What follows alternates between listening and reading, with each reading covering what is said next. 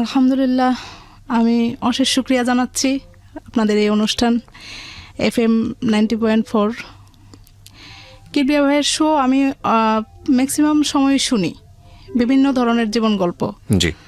তো শুনে শুনে একটা সময় আমার মনে হলো যে আমার জীবন গল্পটাই এরকম একটা প্রেক্ষাপটে দাঁড়িয়েছে, যেটা এই প্ল্যাটফর্মে এসে আমি উপস্থাপন করা আমার উচিত আমার ব্যক্তি জীবনের জন্য।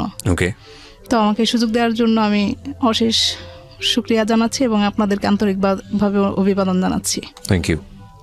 বলুন। আমি আমার ছোটবেলা থেকে একটু বলি। নিশ্চয়ই। আমার জন্ম ভোলার চরপেশন উপজেলা। আমার বাবা একজন সৎ ব্যবসায়ী ছিলেন। তো বাবা অনেক রাগী একজন মানুষ। তো আমাদের ভোলা জেলায় একটা বন্যা হয়। তো বন্যাতে আমার দাদা বাড়ির অনেক কিছু ক্ষয়ক্ষতি হয়ে যায়, দাদারা একটু নিঃস্ব হয়ে যায়। তখন আমার বাবা যখন ক্লাস 10-এ পড়ে, 10 পড়া অবস্থাতেই আমার বাবা ব্যবসায় লেগে যায়। তখন আমার নানা ছিলেন প্রতাপশালী, মানে ব্যবসায়িক দিক থেকেও ভালো, দাপটের দিক থেকেও খুব একটা ভালো পরিবারের লোক সে। তো আমার নানা বড় ব্যবসায়ী ছিলেন। সেই সুবাদে আমার বাবা আমার নানার কাছে ব্যবসায়িক কাজকর্মের জন্য আসতেন। নানার বড় ব্যবসা ছিল, ওইখান থেকে মাল নিয়ে আমার বাবা ছোটোখাটো একটা ব্যবসা করতেন আর কি। তো এরকম করে করে আমার মা যখন ক্লাস 6-এ পড়ে, আমার মা খুব সুন্দরী, আমার মা খালারা খুবই সুন্দরী। তা আমার বাবা দেখে পছন্দ করলো। তো করার পরে আমার নানাকে তার বন্ধু বান্ধব দিয়ে জানানো হয়েছে যে এরকম আমি তাকে বিয়ে করতে চাই। তো যাই হোক, নানা রাজি হলো। তো অনেক কষ্ট পরিশ্রমের মধ্যে দিয়ে তাদের এই সংসার জীবন শুরু। তখন আমার বাবা ছোট একটা ব্যবসা দিলেন। আচ্ছা। দিয়ে খুব কষ্টের মধ্যে তাদের সংসার। আমি আমার মার কাছে গল্প শুনছি যে আমার বাবা বিয়ের পরে 100 টাকা একটা রুম ভাড়া করে থাকতেন। 100 টাকা রুম ভাড়া করে থাকতেন, কিন্তু তাদের এতই আন্তরিকতা ভালোবাসা ছিল যে এটাকে কিছুই মনে হতো না। একটা পর্যায়ে আমার বাবা ধাপে ধাপে ব্যবসার দিক থেকে খুবই অগ্রসর হতে থাকলেন। মানে আমি জন্মের পরে নাকি খুব সুন্দর হয়েছি। আপনি বাবা আমার প্রথম সন্তান ছিলেন? আমি বাবা আমার প্রথম সন্তান। ওকে। তো আল্লাহর রহমতে সে একটা সময়ে আমাদের ভোলা চরপেশন উপজেলা, সেখানে আমার বাবা একজন সৎ ব্যবসায়ী এবং খুব নাম করা হয়ে গেল। কিসের ব্যবসা করতেন উনি? কসমেটিক্সের ব্যবসা ছিল। ওকে। খুব ভালো অবস্থা। আস্তে আস্তে ধাপে ধাপে, আমার জন্মের সময় কোনো বাড়িঘর ছিল না আমাদের। তো তার পরবর্তীতে আমাদের ইনশাল্লাহ বাবা বাড়ি করলেন, ব্যবসা। এর মধ্যে কিন্তু আমার বাবা খুব রাগী। আমার বাবা এতটাই রাগী ছিল যে আমরা সামনে গিয়ে কথা বলতে পারতাম না। আমরা 3 ভাই বোন, আমি বড়, আমার ছোট 2 ভাই। তো সেদিক থেকে আমার বাবা একটা জিনিস ভালো ছিল না, সেটা হলো বাবার ব্যবসার দিকেই বেশি খেয়াল ছিল। আমার ভাই 2টা বড় হওয়ার পরেই সে শুধু ব্যবসার দিকেই নেবে, পড়াশোনা করাবে না, এরকম একটা অবস্থা। মেয়ে বড় হয়েছে, বিয়ে দিতে হবে। তো এরকম করে যাই হোক, আমি যখন ক্লাস 8-এ পড়ি, আমি এখানে একটা ঘটনা বলি যেটা কেউই জানে না, আজও পর্যন্ত শেয়ার করা হয়নি। হঠাৎ করে একদিন আমার বড় মামাকে পাঠানো হয়েছে আমাকে নিয়ে যাওয়ার জন্য। তো আমাকে নিয়ে গিয়ে দেখলাম যে মোটামুটি বাড়িতে বিয়ের আয়োজন চলছে। পরে রাতের বেলা দেখলাম যে রাত 11টার দিকে সত্যি ছেলে দেখতে আসছে। এই ছেলেটা হলো আমার নানার খুব প্রিয় মানুষ, আমার নানা ভাইকে একদম পাগল করে ফেলছে। তো যাই হোক, দেখতে আসছে, মামারা কেউ রাজি ছিল না। তো এখন রাতে যখন আসছে ভালো কথা, বিয়ে হবে যদি সেভাবে পছন্দ হয়। তো ছেলেটা আপনার মাদ্রাসার দিক থেকেও সে পড়াশোনা কমপ্লিট করছে, আবার ওই যে জেনারেল লাইনে যেটা করে ওইটাও কমপ্লিট করছে। সে একটা স্কুল এস্টাবলিশ করতেছে তখন। তো আসছে আমাদের বাসায়, পাঞ্জাবি পায়জামা পরে আসছে, আর রাতের বেলা সানগ্লাস চোখে দিয়ে আসছে। তো এটা আসার কারণে আমার মামারা মাইন্ড করছে যে এটা কিরকম হলো, রাতের বেলা কেন সানগ্লাস দিয়ে আসলো। তো সর্বশেষ যাই হোক, ফাইনাল রাতের বেলায় তারা আমাকে এঙ্গেজমেন্ট করবে, আমাকে এঙ্গেজমেন্টের জন্য নিয়ে যাওয়া হলো। তো আমার আজও মনে আছে যে লোকটা আমার নানা ভাইকে বলছে যে নানা ভাই, আমার জীবনে একটা স্বপ্ন ছিল যে আমি আমার বিয়ের জন্য জীবনে একটা মেয়েকেই দেখব, আর তাকেই আমি বিয়ে করব। কিন্তু আল্লাহর অশেষ রহমত যে আমি একজনকেই দেখলাম, একজনকেই বিয়ের আমার পছন্দ হয়ে গেল। তো যদিও ও ছোট, তারপরও যদি পড়াশোনা যতটুকু করতে চায় আমি ওকে ততটুকু পড়াশোনা করাবো, এতটুকু আমি আপনাকে আশ্বস্ত করলাম, আর ওকে আমি ভালো রাখবো সবসময়। তো যাই হোক, দেখে আমাকে একটা আংটি পরানো হলো। তো পরে যাই হোক, বাবাও সেভাবে রাজি ছিল না, এখন নানা ভাইয়ের উপরে কথা বলতে পারতেছে না। পরে মামারা দেখি যে একটু কিরকম বলতেছে, এই কি এরকম ছেলে, এরকম সেই। পরে সকালে উঠে আমি রাজি না, আমি আমার বাবাকে একটা চিঠি লিখলাম, বললাম যে বাবা আমি পড়াশোনা করতে চাই। চিঠি লিখলেন মানেটা হচ্ছে বাবাকে সরাসরি বলতে পারবেন? না পারবো না, বাবা খুব রাগী, আমি সামনে গিয়ে চোখের দিকে তাকিয়ে কথাই বলতে পারবো না। তো লিখলাম যে বাবা আমি পড়াশোনা করতে চাই, আব্বু আমি খারাপ কিছু করব না বা এমন কিছু হবে না যেটাতে আপনার কোনো মান সম্মান নষ্ট হয়, কিন্তু আপনি আমাকে এই বিয়েটা দিবেন না। তো এটা বলার পরে আব্বু যখন চিঠিটা পড়লো তখন বললো যে হ্যাঁ আমার একটাই মেয়ে, ঠিক আছে। আমার আম্মাকে নিয়ে একটু ঝামেলা করলো যে তোমার বাবার কারণে এরকম না, আমি মেয়েকে বিয়ে দিব না। তো যাই হোক ওইখানে আব্বু স্টপ করে দিল, বললো যে আংটিটা ফেরানো হোক, এখানে আর দরকার নেই। পরে কিবরিয়া ভাই যেটা হলো, ছেলেটা এতটাই পাগল ছিল যে 2টা বছর সেই ঘুরতেই থাকলো। এরকমও দেখা গেছে যে বাড়ির দরজায় এসে দাঁড়িয়ে থাকতো, 2 দিন পর পরে নানা ভাইকে পাঠাতো আমাদের বাসায়, বলতো যে গিয়ে দেখেন একটু ম্যানেজ হয়েছে কিনা। পরে আমি ইন্টারমিডিয়েট পরীক্ষার 7-8 দিন আগে আমার বিয়ের কথাবার্তা চলছে, পরে 7 দিনের মধ্যেই আমার বিয়ের অ্যারেঞ্জ হয়ে গেল। তা আব্বু এই বিয়েটাতে তত বেশি একটা রাজি ছিল না। ছেলেটা কি করতো বা কি অবস্থা কিছু জানতেন? ছেলেটা তখন ঢাকায়, আমার বাবা জানলো যে ঢাকায় বড় চাকরি করে সে তখনকার সময় 30,000 টাকা বেতন পায়, এরকম কথা শুনছে। এবং ছেলের ঢাকায় জায়গা আছে কিন্তু এখনো বাড়ি করতে পারেনি। তো শোনানোর পরে আব্বু বলছে যে আর আমাদের ওইখানে একটা আছে যে দৌলতখার লোকজন আমাদের ভোলা জেলায় বেশি পছন্দ করে, তো সেদিক থেকে তারা ওইখানকারই লোকজন, সবকিছু মিলে আব্বু রাজি হয়ে গেল। তা আব্বু জানে আমি একটু ভীতু মানুষ, তখন বলছে যে না, অনেক জোরজার করেই আমার শ্বশুরবাড়ির পক্ষ থেকে অনেক জোরজার করেই আর কি আব্বুকে ম্যানেজ করা হয়েছে। আব্বু বলছে যে আমার মেয়ে তো এরকম গ্রামে থাকতে পারবে না, এরকম কারেন্ট নেই, বাড়ির দরজাটাও ভালো ছিল না। পরে বলে যে না, আমার ছেলের বউ গ্রামে থাকবে না, ছেলেকে বিয়ে করাবো তার সাথে থাকার জন্য। আমার ছেলে ঢাকায় থাকতে একা রান্নাবান্না নিজে করে, সেই বউ তার সাথে থাকবে।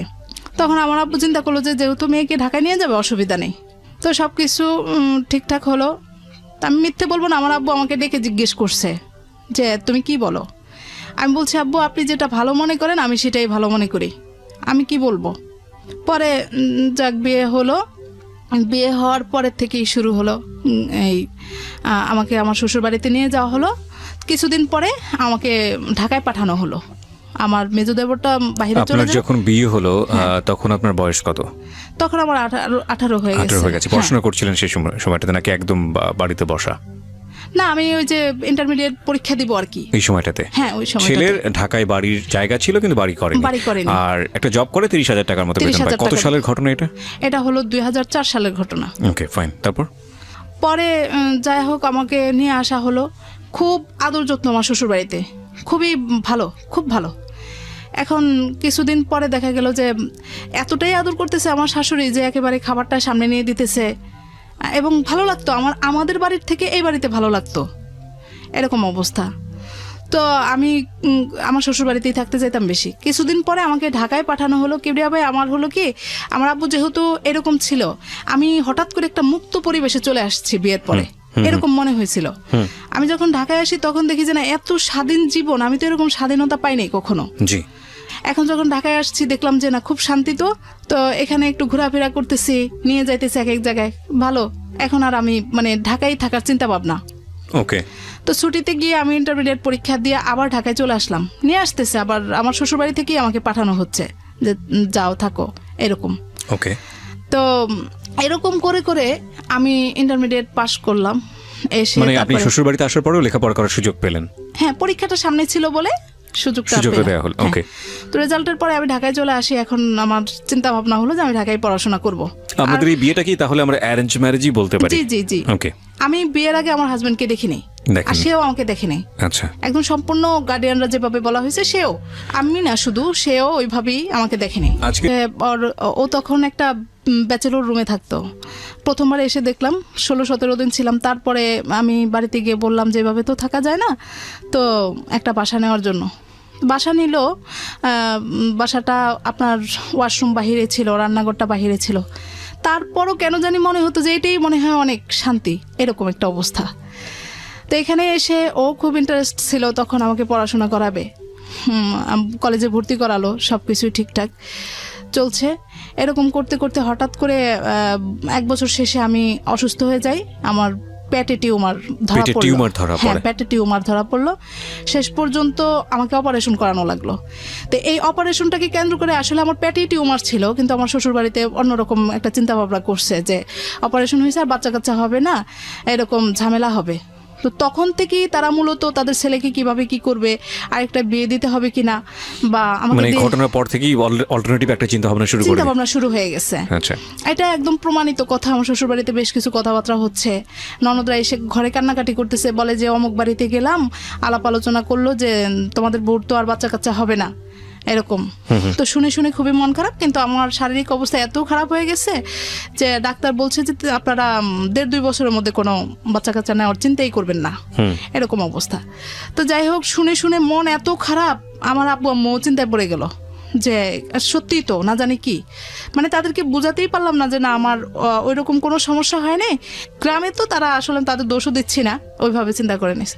আপনার হাজবেন্ড কি জানতো ওই সময়টাতে? না, হাজবেন্ড জানতো, ও জানতো। আচ্ছা, উনি কি কথাগুলো কানে তুলতেছিল? ও বলতো যে শুনো, তারা বলবেই, আচ্ছা বলবেই, থাক, অসুবিধা না, আমি তো জানি বিষয়টা। ফাইন। পরে আমি নিজের থেকেই মানে খুব বেশি আগ্রহী হয়ে গেলাম যে না, এখন আমার বাচ্চা দরকার। আমি এরই মধ্যে আবার একটা স্কুলে জব নিলাম। মানে আগ্রহী হয়ে গেলেন বেবি নেওয়ার জন্য। এটা কি ইনসিকিউরিটি থেকে এক ধরনের অনিশ্চয়তা, সংসারটা থাকবে কি থাকবে না, যারা এই ধরনের কথা বলতেছে? এটাও ছিল, ইনসিকিউরিটি ছিল। কারণ হলো যে আমার শ্বশুর বাড়িতে গেলে শাশুড়ি খুব কান্নাকাটি করতেন যে বাচ্চা হবে না, বাচ্চা হবে না, সে ননদরা মুখ কালো করে থাকতে। তো এরকম দেখে দেখে আমার খুব আগ্রহী। আর কিবরিয়া ভাই, আমি আপনাকে একটা কথা বলি, আমার না এই ঢাকায় আসার পরে যখন দেখতাম যে মেয়েদেরকে নিয়ে মায়েরা দৌড়াচ্ছে ভিখারি নেচার জন্য, তখন লিখিত পরীক্ষা ছিল, তো দৌড়াইতেছে, কোচিং করাইতেছে, গাইড করতেছে, খুব মানে তখনই আমার স্বপ্ন দেখা শুরু হলো যে মায়েরা তো প্রথমে একটা ছেলে সন্তানই চায়, যে একটা ছেলে হোক।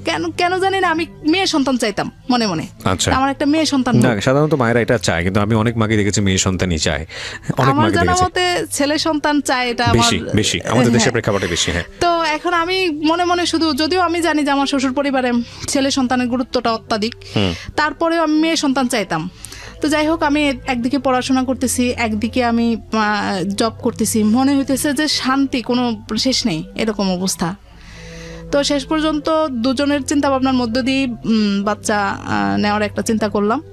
তারপরে আমি একদিকে জব করতেছি, তখন আমার টিউশনি করার চিন্তা। স্কুলে সবাই টিউশনি করে, এখন আমিও টিউশনি করবো। আমার সংসারটা শুরু, আমার বাবার বাড়ি থেকে আমাকে কিছুই দেওয়া হয়নি। এদিক থেকে আমার শ্বশুর বাড়িতে শুরু হলো ঝামেলা যে আমাকে কিছু দেওয়া হয় না। আর এখানে আমার আব্বুর একটা বড় গাফলতি আছে, যেটা হলো যে আমার বিয়ের সময় সবাই গেছে আমার বাবার বাড়িতে, আমাকে নিয়ে আসছে, কিন্তু আমার শ্বশুর যায়নি। আমাদের ওইখানের একটা কালচার আছে যে শ্বশুরকে পরে, বিয়াইকে পরে খুব আপ্যায়ন করে নিতে হয়, কিন্তু আমার বাবা এটা করে নাই। আচ্ছা, এটা না করার কারণে পরবর্তীতে বাবা এটাকে কোনো গুরুত্বই দিল না। আমি ঢাকায় চলে আসলাম, আর এটা গুরুত্বই দিল না। এখন এটা নিয়ে খুব ঝামেলা শুরু হচ্ছে। আমি এবার বাড়িতে গিয়ে খুব কান্নাকাটি, বাবার সামনে তো কিছু বলার সাহসই নেই, আম্মার সাথে কান্নাকাটি করতেছি যে এটা নিয়ে কথা হচ্ছে। ঠিকই তো, আমার শ্বশুরকে তো ডাকা উচিত, এ করা উচিত, আপ্যায়ন করা উচিত। তখন বাবা পরবর্তীতে 2-3 বার আমার শ্বশুরকে দাওয়াত করলো, কিন্তু আমার শ্বশুর সেটা গ্রহণ করে নাই। কিন্তু এটা তারা মানে কোনোদিনও স্বীকার করে না যে আমার বাবা এটা করছে। দেখে দেখে বাবা বলল যে আমার মেয়ে থাকে ঢাকায়, আমি আমার বিয়াই আমার সাথে, আমার বাবা একটু এক ঘরে মানুষ, যাই হোক, ওইভাবে চিন্তা করে নিছে। কিন্তু এই জিনিসটাই পরবর্তীতে অনেক পরে আমি টিউশনি করতে লাগলাম, তারপরে স্কুলে চাকরি করতে লাগলাম, নিজের পড়াশোনা সবকিছু একই সাথে, এত ভালো লাগতো। তো আমার মেয়েটা হওয়ার 7-8 দিন আগে আমি স্কুল থেকে ছুটি নিলাম। নেওয়ার পরে ওকে ডেট দিল, হলো ডেটের 18 দিন আগে আমার বাচ্চাটা হবে। আমি তো তা জানতাম না, আমি এতটাই অজ্ঞ ছিলাম, আমি ভাবতাম যে মানে ডাক্তার যেদিন বলছে সেদিনই বাচ্চা জন্মগ্রহণ করবে, আচ্ছা, এরকম জানতাম। তো যেদিন জন্ম হবে সেদিন আমি সকালবেলা, আমার খারাপ লাগতেছিল, আমি বললাম যে তুমি অফিসে যাওয়ার সময় আমাকে একটু নিয়ে যাও, আমি স্কুলে যাব। বলে যে না, যাওয়ার দরকার নেই। এরই মধ্যে আমি একদিনও মানে এই যে আমার অসুস্থ অবস্থায় আমার বাবার বাড়ির লোকজনও বলতে পারবে না আমি কিরকম অবস্থায় আছি, বা শ্বশুর বাড়ির লোকজনও বলতে পারবে না, আমাকে দেখে নাই, কিন্তু এমনি খোঁজ খবর হচ্ছে, জানানো হচ্ছে প্রতিনিয়ত। পরে গেলাম, স্কুলে গেলাম, দুপুর পর্যন্ত কাজ করলাম, করে টোরে বাসায় গেলাম। এখন দেখি যে না, আমার শরীরটা খুব খারাপ হচ্ছে। পাশের বাসার ভাবিকে গিয়ে বললাম, ভাবি আমার তো এরকম সিমটম দেখা দিচ্ছে, কি করব? বলে যে হাসপাতাল চলে যান। বলার পরে বলে যে তুমি না 3-4 দিন আগে ডাক্তার দেখে আসছো? আমি বলে যে না, ওই বাসার ভাবি বলছে আমাকে ডাক্তারের কাছে যেতে হবে। পরে বললো যে তাহলে আমি একটা সিএনজি ডাকি। আমি বলে যে না, সিএনজি না, রিক্সায় যাব। আচ্ছা, রিক্সায় যাব মানে কথা বলতে বলতে যাব, এরকম একটা অবস্থা। তো রিক্সা নিয়ে যাচ্ছি, এই পেইন হচ্ছে, আবার কিছুটা কমতেছে, যখন কমতেছে তখন দুজন গল্প করতেছি, আবার যাচ্ছে এরকম। পরে আমাকে মগবাজার আদ্দিন হসপিটাল ভর্তি করানো হলো। ওইখানে করানোর পরে আমার এই বড় মেয়েটা সারা রাত থাকার পরে পরের দিন জন্মগ্রহণ করলো। ওকে। তো তারপরে আমি যখন স্কুলে খবর দিলাম, ওরা ভাবতেই পারে না যে কি বলে, কালকেও স্কুল করে গেল, ডিউটি করে গেল, এই মানুষটা আজকে বলে যে এরকম অবস্থা। পরে জন্মগ্রহণ হলো, ঠিক আছে, সব কিছুই ওকে হলো, নর্মালি বাচ্চা জন্ম নিল, কিন্তু বাচ্চাটা খুব অসুস্থ ছিল, আচ্ছা। ওয়েট কম ছিল, দেখতে ভালো ছিল না, একদম কুচড়ে ছিল, কিরকম একটা বাচ্চা। তখন মন খারাপ হয়েছে যে আসলে যে আমি এতটা পরিশ্রম করছি, যার কারণেই হয়তো যে আমার কলিগরা মনে বলতো, হয়েছে এটা? আচ্ছা। হ্যাঁ এখন মনে হয় যে এতটা, কলিগরা বলতেন যে এত কষ্ট করতে হয় না এই সময়। তো আমি দেখলাম যে আমার শরীরে তো ভালোই সামর্থ্য আছে, আমি করবো না কেন, ঘরে বসে থাকবো কেন। তো কিবরিয়া ভাই আমার একে নিয়ে খুব ঝামেলা পোহাইতে হলো। নাম কি হলো মেয়েটার, যেটা একটু আগে হাবিবা রহমান ওহি। ওহি, হ্যাঁ। তো ওকে নিয়ে আমার খুব ঝামেলা, সুস্থ ছিল না, খুব খারাপ অবস্থা। পরে হওয়ার পরে আমাদের বাড়ি থেকে আম্মা আসলো, মামিরা সবাই আসলো, আমার শ্বশুর আসছেন, এসে খুব প্রথম রাতনি বেশ সবাই খুব খুশি। জি। পরে আমাকে 18 দিন পরে, ওর 18 দিন বয়সে আমি আমার বাবার বাড়িতে যাই। প্রথমে শ্বশুর বাড়িতে যাই, সেখান থেকে কিছুদিন থেকে আমার বাবার বাড়িতে যাই। আচ্ছা। তো এখন বাচ্চাটা অসুস্থ জন্য আমাকে আমার আম্মা ঢাকায় আসতে দিল না। তো 3.5 মাস বয়সে আমি আবার ঢাকায় চলে আসি। তখন বাচ্চাটা একটু ফুরফুরে হয়েছে, বাবা মার কাছে ছিলাম, খুব যত্ন আদি, ভালো একটু মোটামুটি, কিন্তু অসুখ তার লেগেই থাকে, একটার পর একটা, একটার পর একটা। জি। তো এরই মধ্যে আমি যখন ঢাকায় চলে আসি, এখন আবার আমাকে স্কুল থেকে, আমি কিবরিয়া ভাই মানে ভালোই টিচিং দিতে পারতাম আর কি, যার কারণে তারা খোঁজ খবর নিচ্ছে। আর পরে গেলাম ওকে নিয়ে, এখন বলে যে না আপনি আবার স্কুলে জয়েন করেন। তা আমি বললাম যে না এত ছোট বাচ্চা নিয়ে কিভাবে কি, বলে যে না এখানে খালারা আছে, ওকে দেখবে, আপনি আপনার কাজ করতে থাকেন, আপনাকে অনেক সুযোগ সুবিধা দেওয়া হবে, 11টা পর্যন্ত আপনি থাকবেন, এরকম। তো এরকম হয়েছে, আমার সংসারের দিক থেকেও আমার দরকার। আমি এখানে একটু বলে রাখি কিবরিয়া ভাই, কোনোদিনই আমি সংসারে এসে আমার সংসারটাকে ওইভাবে একদম ফুলফিল পাই নাই যে না মাস শেষে ঘর ভাড়াটা দিতে গেলে আমার কোনো কষ্ট হবে না। তো এখন দেখলাম যে না আমার সংসারে তো আমি কিছু না করা ছাড়া তো আমি নিশ্চিন্তে থাকতে পারবো না।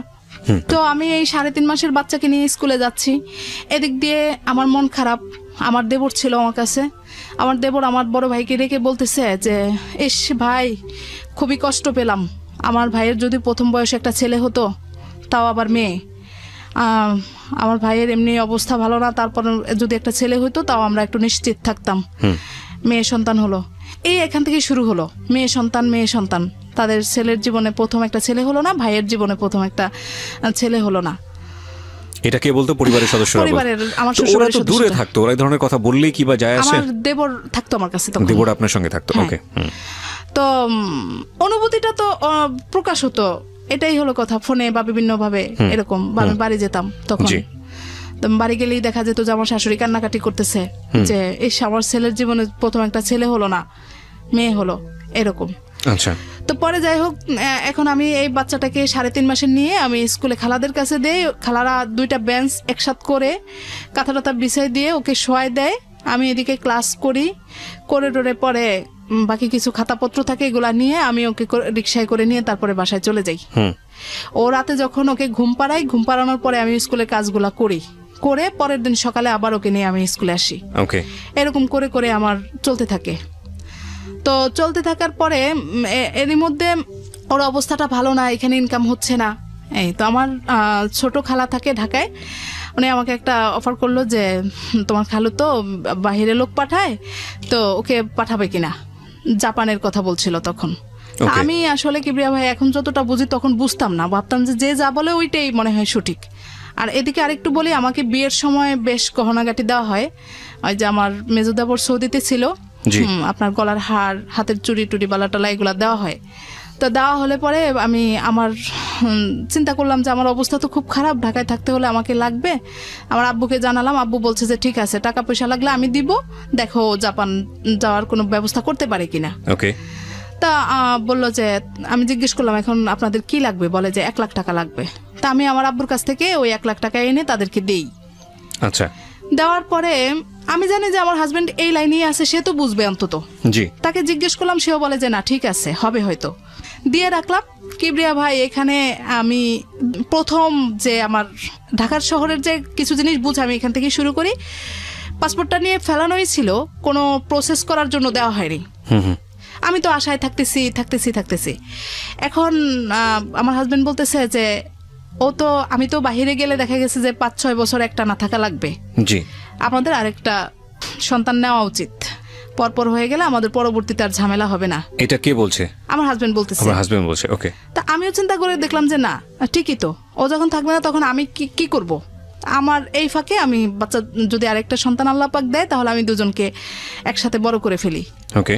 তো দুজনের চিন্তাধারার মধ্য দিয়ে আমি আবার বাচ্চা নেওয়ার চিন্তা করলাম। আমার বড় মেয়ের যখন 1 বছর বয়স তখন আমি আবার কনসেপ্ট করি। তো ভালো কাটতেছে।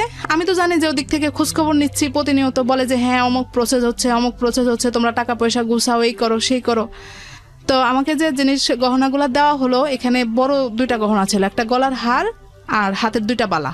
আচ্ছা। কোনো না কোনোভাবে প্রসেস করে আমার ননদরা ওই চুড়ি 2টা নিয়ে গেল। জি। নিয়ে গেল, আমার কাছে বালাটা থাকলো আর টুকটাক জিনিসপত্রগুলো থাকলো। ওকে। তো এখন আমি আমার মূল টাকা নাই, কোনো গচ্ছিত টাকা পয়সা নাই, আমি আমার আব্বুর থেকে নিয়ে আসবো আর আমার এই গহনাটুকুই আছে। ওকে। এই গহনাটুকু আমি আমার ছোট খালার কাছে রাখলাম, বললাম যে যখন প্রসেস হয় তখন আপনারা এইভাবে আপনারা এটা বিক্রি টিক্রি করে দিয়ে তারপরে যতটুকু দেখেন কতটুকু হয়। আচ্ছা। এই করে, কিন্তু আমি তো জানতামই না যে আমার পাসপোর্ট ড্রয়ারেই পড়ে আছে, তারা কোনো প্রসেস করছে না। আচ্ছা। হ্যাঁ, তো বলতেছে যে টাকা পয়সা অ্যারেঞ্জ করো, এই করো, কিছুদিনের মধ্যেই হয়ে যাবে। আমি খুব উৎসাহী। এদিক দিয়ে আমি তো অসুস্থ, আমার বাচ্চাটা বড় হচ্ছে আস্তে আস্তে। এখন এই বাচ্চাটা ও ছোট, খুব ঝামেলা হচ্ছে।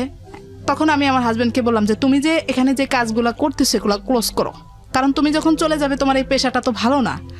দেখা গেল যে তুমি চলে যাবে, লোকজন এসে আমাকে একটা পাকড়াও করবে, বলবে যে আপনার হাজবেন্ডের কাছে এত টাকা পয়সা পেতাম, এটা সেটা। আচ্ছা। একটা পর্যায়ে আমার কথা শুনে শুনে আমার হাজবেন্ড একদম মানে বেকার হয়ে যায়। আচ্ছা। বিদেশ চলে যাবে। তখনও যাওয়া হয়নি বা এরকম কোনো না। ওকে। শেষ পর্যন্ত আমার গহনাগুলা তারা বিক্রি করার পরে টাকা পয়সা এদিকে শেষ পর্যন্ত 4-5 মাস কি প্রায় বছরখানেক আমার ছোট বাচ্চাটা জন্ম হয়ে গেল। জন্মগ্রহণেরও কয়েকদিন পরে আমি শুনলাম যে না আর হবে না। হবে না, বিদেশ যাওয়া হবে না, এটা প্রসেসিং হয় নাই। আচ্ছা। তো এখানে আমি আমার শ্বশুর বাড়িতে আরেকটা লাঞ্ছিত হয়ে গেলাম যে তোমার আত্মীয় স্বজনের কারণে আজকে এরকম দুরবস্থা, তারা পারবে বলে নিয়ে এরকম সেরকম কিছুই করলো না। ওকে। এখন আমার হাজবেন্ড খুব সহজ সরল মানুষ, আমি এটা অস্বীকার করব না। তখন একদম মানে কাজটা ছেড়ে দিয়ে এরকম অবস্থা আমার যে আমার ঘরে মানে চাল ডাল নুন তেলটা থাকতে কষ্ট হতো, কারণ ও কিছু করতেছে না। এরকম অবস্থা। আমার ছোট মেয়েটা আস্তে আস্তে একটু বড় হতে এত সুন্দর হয়েছে ও। এখন এখানে আরেকটু বলি, আমার হাজবেন্ড প্রথম মেয়েটা মেনে নিল, কিন্তু দ্বিতীয়বার সে কি স্বপ্ন দেখছে, তখন আমিও স্বপ্ন দেখছিলাম যে একটা ছেলে হোক।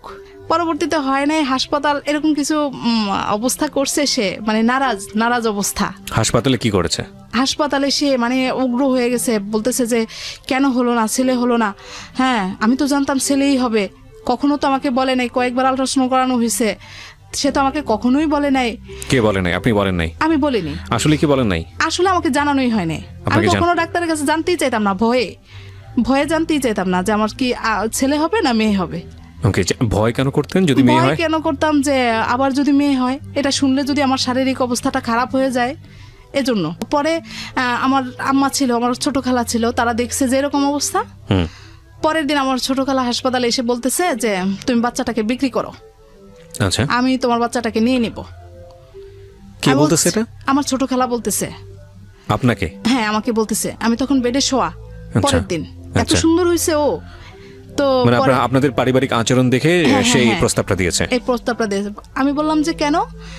বলে যে তোমারও মন খারাপ, আর ওর বাবাকে যেরকম দেখলাম মনে হয় না সে মেয়ে দেখে খুশি। আসলে মেয়েরাই যে ভালো, আর আমাদের পরিবারে মেয়ে কম বলে আমাদের পরিবারে খুব চাহিদা মেয়ের। জি। আমাদের পরিবারের সবাই খুব খুশি যে আমার পরপর 2টাই মেয়ে। এখন বলছে যে তোমার মেয়েটা এত সুন্দর হয়েছে, ওকে আমি নিয়ে নিব, তোমাকে আমি 3 লাখ টাকা দিয়ে দেই, তুমি মেয়েকে আমাকে দিয়ে দাও। তুমি একটু সুস্থ হলে তাকে জিজ্ঞেস করো, সে কি মেয়ে দেখে কি খুব বেশি নারাজ, যদি হয়ে থাকে আমি ওকে কিনে নিব, ওকে আমি মানুষ করব। তো সত্যি সত্যি আমারও মনের মধ্যে খুব ছিল। আমি আমাকে বুঝিয়ে বললো যে না, আসলে আমার খুব আশা ছিল, একটা ছেলে দরকার, একটা ছেলে হলে তো আমাদের আর চিন্তা ভাবনা থাকতো না। যাই হোক, এগুলা মনে কোনো কষ্ট নিও না, আল্লাহ যা দিছে তা নিয়ে আমরা থাকবো। পরবর্তীতে আমি এখান থেকে সান্ত্বনা যে না, আমাকে আমার হাজবেন্ড বুঝিয়ে বলছে, বাস এটুকুই। ওকে। কিন্তু আমি যতবারই আমার মেয়েদেরকে নিয়ে বাড়িতে যেতাম আমার শাশুড়ি ততবারই কান্নাকাটি করতেন। পরপর 2টা মেয়ে, প্রথমবার তো ছিলই, এখন আরো বেশি। আমার ছোট ননদ বলতো যে মেয়ে বাচ্চা আমার একদমই পছন্দ না। এই দিকগুলো দেখে দেখে আমারও নিজেরও এখন কেন জানি মেয়েদের প্রতি একটা তো আপনি অনীহা। এক ধরনের প্রতিবাদ করতেন না যে না এটা কিছুই করতাম না, কিছু বলতেন না? না এখন আমার মন থেকে কেন জানি একটা আমারও অনীহা চলে আসছে ওই সময়টাতে যে না মেয়ে হ্যাঁ, বাচ্চা হ্যাঁ, যে আসলে Okay. ছেলে দরকার। তারপরে যাই হোক আমি ঢাকায় আসলে মোটামুটি আবার ঠিক হয়ে যাই। আচ্ছা বাড়িতে গেলেই সমস্যাগুলো হয়, কিন্তু ঢাকায় আসলে ঠিক হয়ে যায়। এরই মধ্যে যখন আমার হাজবেন্ড পুরোপুরি একদম বেকারের মতো অবস্থা, হালকা পাতলা কিছু করে, তখন আস্তে আস্তে প্রকাশ পেতে শুরু করলো। আমরা একটা বড় বাসা নিলাম, মানে 2 বাচ্চা হয়ে গেছে, এখন একটু বড় ফ্ল্যাট নিলাম, আগে ছোট বাসায় ছিলাম। তো আমাকে একটা জিনিস একটু বলেন, মানে আমার মাথায় আসছে না, যেহেতু আপনার হাজবেন্ডের কোনো ইনকাম নাই, আপনাদেরও 2টো বাচ্চা হয়ে গেছে, খুব স্বভাবতই একটু বড় বাসা দরকার, কিন্তু যখন একটা বড় বাসায় যাচ্ছেন তখন একটু চিন্তা ভাবনা করার দরকার না যে এই পয়সাটা কোত্থেকে আসবে? জি, আমার ছোট ভাইটা তখন আমার সাথে ছিল। তখন আচ্ছা। ভাইকে বলছি ভাই তুই, আমার সাথে ছিল বলতে অন্য জায়গায় থাকতো, ভাইকে বলছি ভাই তুই আমার সাথে থাক, আমার সাথে থেকে আমাকে কিছু দে, এখানে থাকলে হয় কি বাসাটা একটু বড় হলো, ভাই তো আর সবসময় থাকবে না সারাদিন, এরকম একটা চিন্তা ভাবনা। আর আমি টিউশনি বাড়িয়ে দিলাম, স্কুল করতে লাগলাম, আচ্ছা এরকম অবস্থা। আর ওকে বললাম যে তুমি টুকটাক কিছু করো। আচ্ছা তো খুব কষ্টের মধ্যে বাসা ভাড়াটাই দেই, কিন্তু খাওয়া দাওয়া খুবই কষ্ট, এরকম করে দিন যেতেছে। এখন এই থেকেই আমাদের সংসারে অশান্তি শুরু। মানে আমিও সহ্য করতে পারি না যে আমার ইনকামটা কেন, আমার টাকাটা আমি জমাবো, এই করব সেই করব, কেন সংসারে খরচ করি, তুমি কেন ভালো কিছু করতে পারতেছো না। ও কি চেষ্টা করতো না নাকি, মানে ওই চেষ্টা যে করতে একটা হতো না? ব্রেক হয়ে গেছে জাপান যাওয়ার বিষয়টা নিয়ে, আবার তার চেষ্টাটা কম।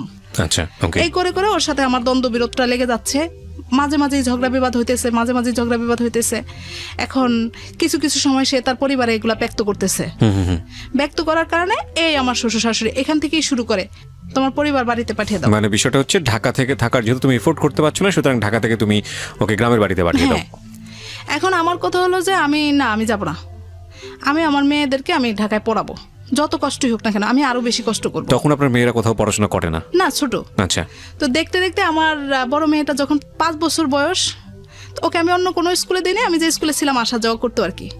খুব ইন্টারেস্ট, আমি তো আগের থেকেই আমার ফিগারনেস, কবে মেয়ে বড় হবে আমি পারি না যে টেনে হিস্ট্রি বড় করি। আচ্ছা 5 বছর বয়স যখন হলো, নার্সারিটা কোনো রকম পড়ছে, তখন আমি ওকে ট্রায়াল দেওয়াইলাম ফিগারনেসের জন্য। হ্যাঁ, ফিগারনেসের প্রতি আপনার এতটা শখ কেন? মানে ওই যে মেয়েরা, ফিগারনেসটা গার্লস স্কুল, হ্যাঁ। অনেক স্টুডেন্ট, তারপরে ভালো লাগতো পড়াশোনাটা। আমি বিগত বছরগুলাতে আমি প্রশ্নপত্রগুলো একটু গাইডের পিছনে দেখে দেখে আমার কেন জানি না এটা একটা ফিগারনেসের প্রতি একটা মায়া, আলাদা মায়া। আলাদা যোগ ছিল। তা এখন আমি মেয়েকে পরীক্ষা দেওয়ালাম, তখন পরীক্ষাও ছিল, লটারিও ছিল। আচ্ছা এখন পরীক্ষা দেওয়ায় দেখলাম যে না, সে পরীক্ষায় আসছে, রেজাল্ট আসছে। তা আসছে, এরই মধ্যে আমার কথা হলো এই বছর আমার ফিগারনেস না হলে আমি ভালো একটা স্কুলে দিবই আমার মেয়েকে। আচ্ছা তা আমি করলাম কি, ওকে ন্যাশনাল আইডিয়াল স্কুলটাতেও পরীক্ষা দেওয়ালাম। এখানে বাসাইতে আসলো, কিন্তু লটারির ডেট দিল পরে। এরই মধ্যে আমি ন্যাশনাল আইডিয়ালে পরীক্ষা দেওয়ানোর পরে মেয়ে এখানেও টিকে গেছে। তো টিকে যাওয়ার পরে এখন আমি তো ওর বাবাকে বলতেছি যে লটারিতে আসবে না ওইখানে, আমাদের এত ভালো ভাগ্য নাই, তুমি মেয়েকে এখানে ভর্তি করে দাও। তো ন্যাশনাল আইডিয়ালে আবার খরচটা বেশি। তা এখন বলতেছে যে না, আমার কেন জানি মনে হয় ও এখানে টিকে যাবে। ওকে। আমি বলি যে না, লটারির উপরে তুমি ইয়ে করে থাকো না, এখানে 3 দিন সময় দিছে, তুমি ভর্তি করো। এটা নিয়ে একটা পর্যায়ে আমি একবারে খাওয়া দাওয়া বন্ধ করে দিই, রাগ করে, তুমি আমার মেয়েকে পড়াইতে চাও না। বলে যে না, আমার কেন জানি মনে হয় ও টিকে যাবে। তো যেদিন রেজাল্ট হবে সেদিন সকালবেলা শীত, অনেক ঘন কুয়াশা।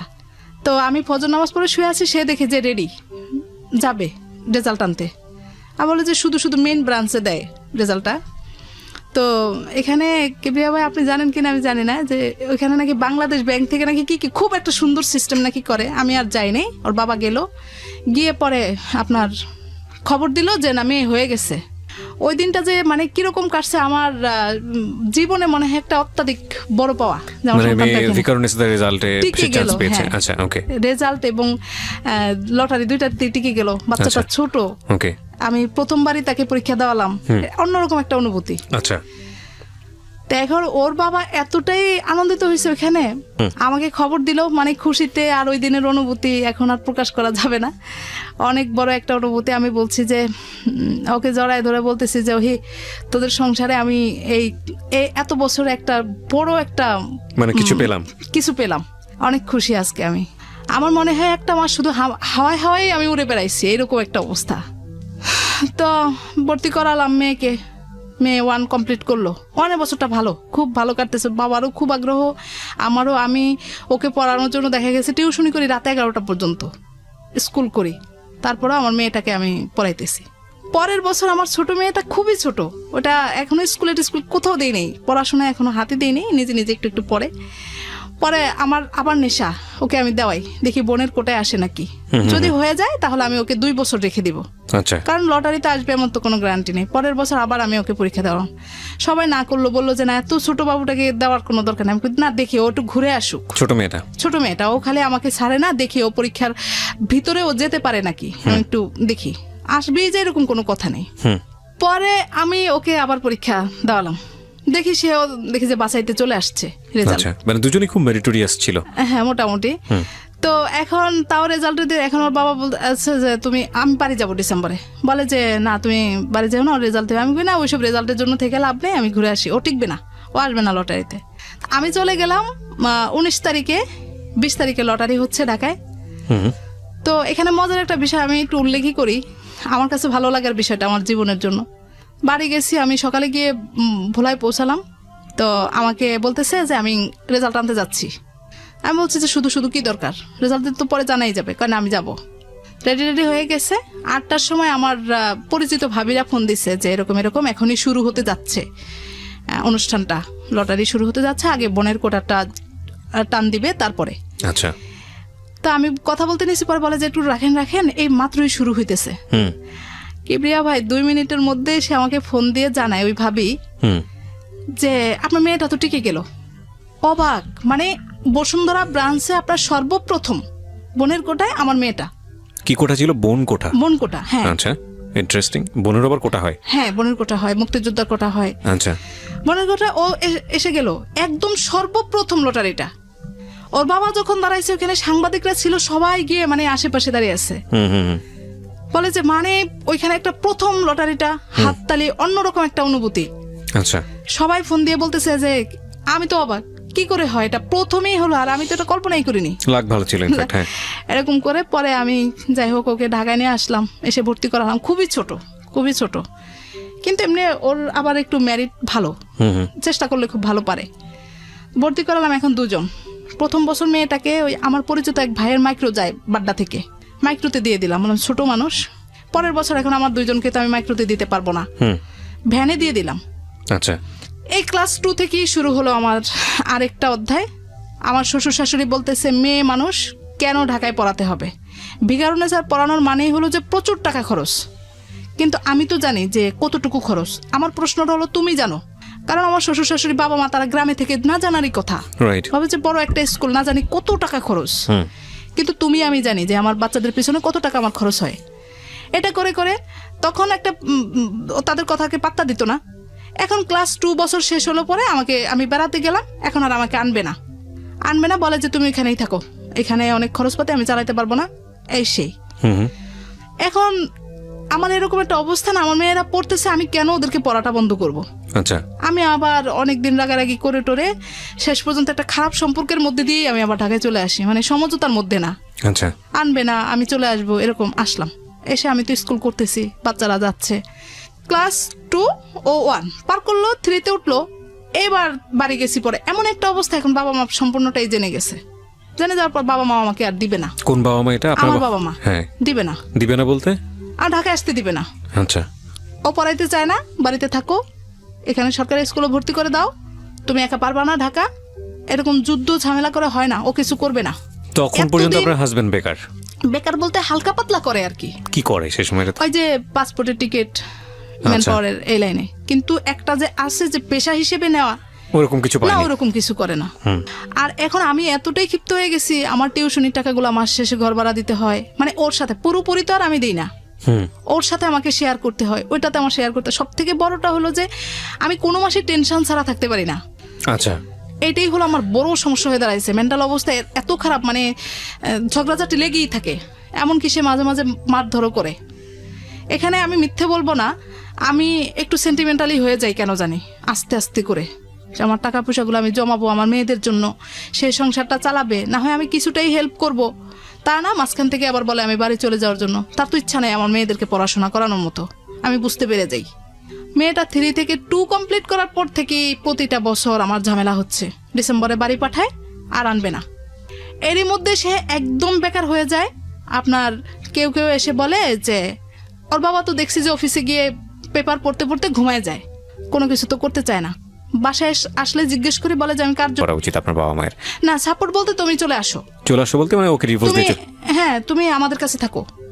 এই সাপোর্টটা ছিল, মানে ঠিক আছে তাহলে ওকে ছেড়ে দিয়ে তুমি জি, চলে জি, আসো। জি। কিন্তু আপনি তো সেটা করবেন না। না না, আমি সেটা করব না। কেন করবেন না? এখানে করব না। আমি আমার সন্তানদেরকে ঢাকায় রেখে পড়াবো। আমার মতো যেন তারা না হয়, তারা ভালোভাবে পড়াশোনা করবে। মানে আমি আপনাকে যে গ্রামে গেলে- কনজারভেটিভ এনভায়রনমেন্টের মধ্যে বড় করেছে সেরকম যেন তাদের জীবনটা না, না না, হয়। না। Okay fine. এটা- আপনার হাজবেন্ড সম্পর্কে যে ইনফরমেশনটা পেলেন দুপুরবেলা অন্য কারোর সঙ্গে সে আড্ডা দেয়, অন্য ছেলে মানুষের সঙ্গে, কোনো মেয়ে মানুষের সঙ্গে না, বন্ধু বান্ধবদের সঙ্গে। তা এখন আমি দেখে শুনে এবার আমার বাবার সাথে তো এগুলো শেয়ার করতে পারবো না, আম্মার সাথে শেয়ার করলাম। বললাম আম্মা তাকে এইভাবে রাখা যাবে না, বাহিরে পাঠাবো। তো বাহিরে পাঠাবো কিভাবে কি? আমি তো জানি যে ও এই লাইনে আছে, ভালো মন্দ সব ও বুঝবে।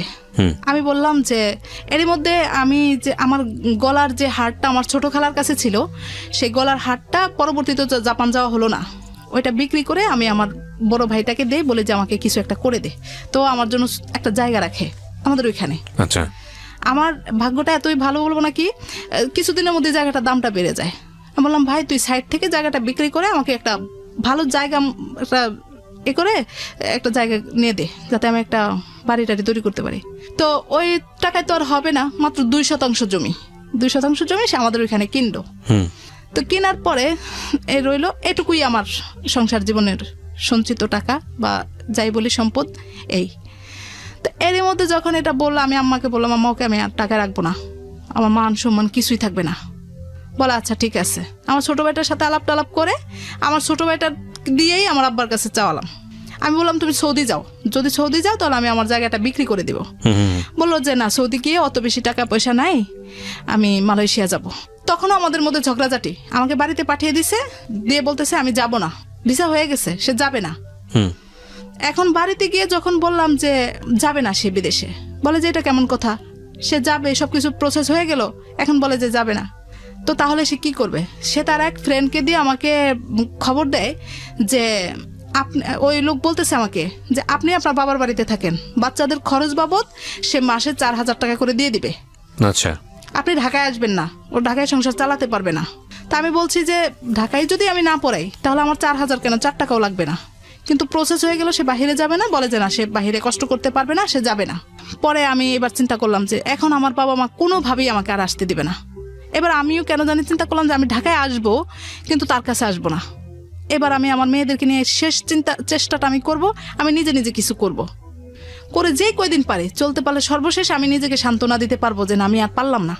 কিন্তু যেহেতু সে এই চিন্তা করেই ফেলছে যে সে আমাকে ঢাকায় রাখবে না, বাড়িতে পাঠাবে 4,000 টাকা, সুতরাং আমি তার কাছে আর যাব না।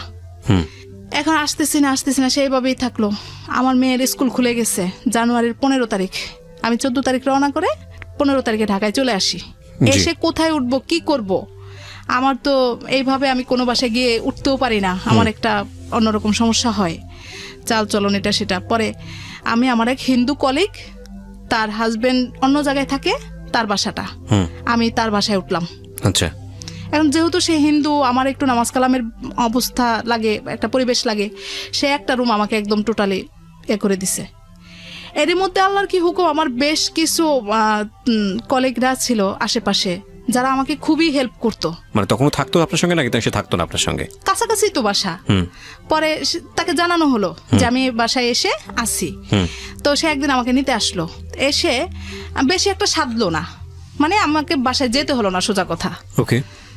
এরই মধ্যে যখন দেখলো যে না আমি এরকম চিন্তা ভাবনা করেই ফেলছি, তখন সে আবার আমার ভাইকে ধরে পরে বলতেছে যে আমি এবার মালয়েশিয়া যাব, তুমি আমাকে যাওয়ার প্রসেস, কিন্তু আমাকে জানায় না। তো বাড়িতে গিয়ে থাকলাম 1.5 মাস, ঢাকায় আসলাম 5 দিন। 5 দিনের দিন সন্ধ্যাবেলা আসরের পরে আমার ভাই সহ ও সহ আসলো, এসে বলতেছে যে চলো, ভাই বলতেছে যে চলো বাসায় যেতে হবে। আমি বলছি যে না আমি আর যাবই না, আমি এদিকে ছোট একটা বাসা খুঁজতেছি। আমি স্কুলে বলে দিলাম। ইনকাম কত ছিল মাসে? এই 12-13 হাজার টাকা এরকম। এই 12-13 হাজার টাকা দিয়ে 3 জনের সংসার, মানে যদি আপনার হাজবেন্ডকে বাদ দিই, হ্যাঁ 3 জন, এটা নিয়ে আপনি আলাদা থাকার চিন্তা করছেন। হাজবেন্ড থাকলে হাজবেন্ড সহ এই 12-13 হাজার টাকা দিয়ে আপনার চলতে হতো মাসে। ও দিত, ও কিছু দিত, আমি কিছু দিতাম। তো এবার আমি চিন্তা করলাম আমি 3-4 হাজার টাকার মধ্যে একটা বাসা নিব, এক রুম, খালি কোনো রকম একটু মাথাটা গুজিয়ে থাকবো, আর বাচ্চাগুলোকে আমি শুধু স্কুলে পাঠাবো, আনবো, যে মাসে বেতনটা আসবে বাবা মার কাছ থেকে চেয়ে নিয়ে আসবো। আমার তো একটা ভরসা আছে যে অন্তত আমার বাবা মার কাছে চাইলে আমি কিছু পাবো, এটা আচ্ছা। একটা আমার আছে। যদিও বাবা মা রাগ চায় না আমি ঢাকায় থাকি, কিন্তু তারপরেও। এরপরে 5 দিনের দিন আমার ভাই যখন এসে বললো চলো, তো চিন্তা করলাম কলিগের বাসায় কয়দিন না থাকে, এবার যেহেতু সারতেছে বাসায় যাই। আমি গিয়ে শুধু খাটের কোনায় বসলাম, দেখি আমার হাজবেন্ড প্যান্ট পরতেছে, তার ফ্লাইট মানে কি বলবো, বলার কিছুই নেই। 1.5-2 মাস তার সাথে আমার কথা কাটাকাটি, ঝগড়াঝাটি, দেখা ফ্লাইট নাই। বলতে আপনি জানলেন ওই সময়টাতে সে মালয়েশিয়া চলে যাচ্ছে? হ্যাঁ, আমি বাসায় গিয়ে শুধু বসলাম, চলে যাচ্ছে, মানে 2টা কথা বলার মতো কোনো উপায় না। খুচরা আপনার কিছু টাকা ছিল, মনে হয় 800-900 টাকা এরকম, সে আমাকে ধরায় দিয়ে চলে গেল। তো ওই মাসের বাসা ভাড়াটাও সে দিছে, দিয়ে তারপরে চলে গেল। আর কিছুই বলতে পারলাম না, বা তার সাথে আমার 2টা কথাও হলো না। এখন চলে যাওয়ার পর তো মানে একটা অস্থিরতা, এতদিন তো রাগারাগি কথা কাটাকাটি যাই হয়েছে, এখন যাওয়ার পরে তো মানে খুব খারাপ লাগতেছে বিষয়টা। বাচ্চাগুলাকে একটু ডেকে 2টা কথা বলতো না, কিন্তু আমার মানে তখন আর কি নিজেকে নিজে প্রশ্ন করতেছি, রাগও আসতেছে ভিতরে। আমি তো জানতাম না সে চলে যাবে, কিন্তু সে তো জানে যে আমি চলে যাব, সে তো আমাকে একটা দিন আগেই ঘরে ডাকতে পারতো। আমি আজকে যেহেতু আসছি, তার আগের দিনও তো আসতাম। পরে চলে গেল, চলে যাওয়ার পরে ওইখানে যাওয়ার পরে মোবাইলে আমার সাথে কথা হলো, শেষ, সব রাগ জিত শেষ। এবার আমি আমার মতো করে থাকতেছি, বললো যে আমি 1 মাসের বেতন পাবো না, তুমি 1 মাস কিভাবে কি করবে তুমি দেখো, আমি কিছু করতে পারবো না। সম্পূর্ণ খরচ আমার ছোট ভাইটার গাড়ে, ও চাল ডাল আনলে আমি রান্না করি, নচেত না, নিজের থেকে কিছুই করতে পারি না, এরকম অবস্থা। আর ও করছে যে থাক গেছি যেহেতু, এখন ভালো কিছু হবে। আব্বা আম্মাও বলতেছে তোমার আর কষ্ট থাকবে না, একটু কষ্ট করো, দেখবে যে তোমার সব সমস্যার সমাধান হয়ে গেছে, ও দেখবা যে এখন সবকিছু ঠিক আছে। এখন গিয়ে 1.5 মাস পরের থেকে সে আমাকে মাসে 13,000 টাকা করে দেয়, 2বারে। 15 দিন পর পর সে আমাকে টাকা দেয়, টোটাল 13,000 টাকা মাসে। আচ্ছা, তো আমার ভাই দেওয়ার পরেও তো আমার ঘর ভাড়াটা কত থেকে যায়। এখন বাবা আমার কাছ থেকে টানা শুরু করলাম, আব্বার ঢাকা কাছ শহরে থেকে। বসে? হ্যাঁ, মানে আব্বুর কাছ থেকেও চাই, সেও দেয়, আম্মার কাছ থেকেও। তো পরে এরকম করে করে আসি, আমি কোনো রকম টিকে আসি, আর খালি স্বপ্নই দেখতেছি দিনগুলো অবশেষে ভালো আসবে। এরই মধ্যে গত বছর আমার বড় মেয়েটার খুব অসুস্থ হয়ে যায়, পেটে ব্যথা, হঠাৎ করেই সেন্সলেস হয়ে যায়। পরে ডাক্তার দেখানোর পরে অনেক টাকা খরচ হয়ে গেল, দৌড়াদৌড়ি অনেক হলো, শেষ পর্যন্ত অ্যাপেন্ডিক্স ধরা পড়লো। তো শেষ পর্যন্ত আমি একাই মেয়েটাকে অপারেশন করালাম। এই করিডোরে অপারেশন গেল।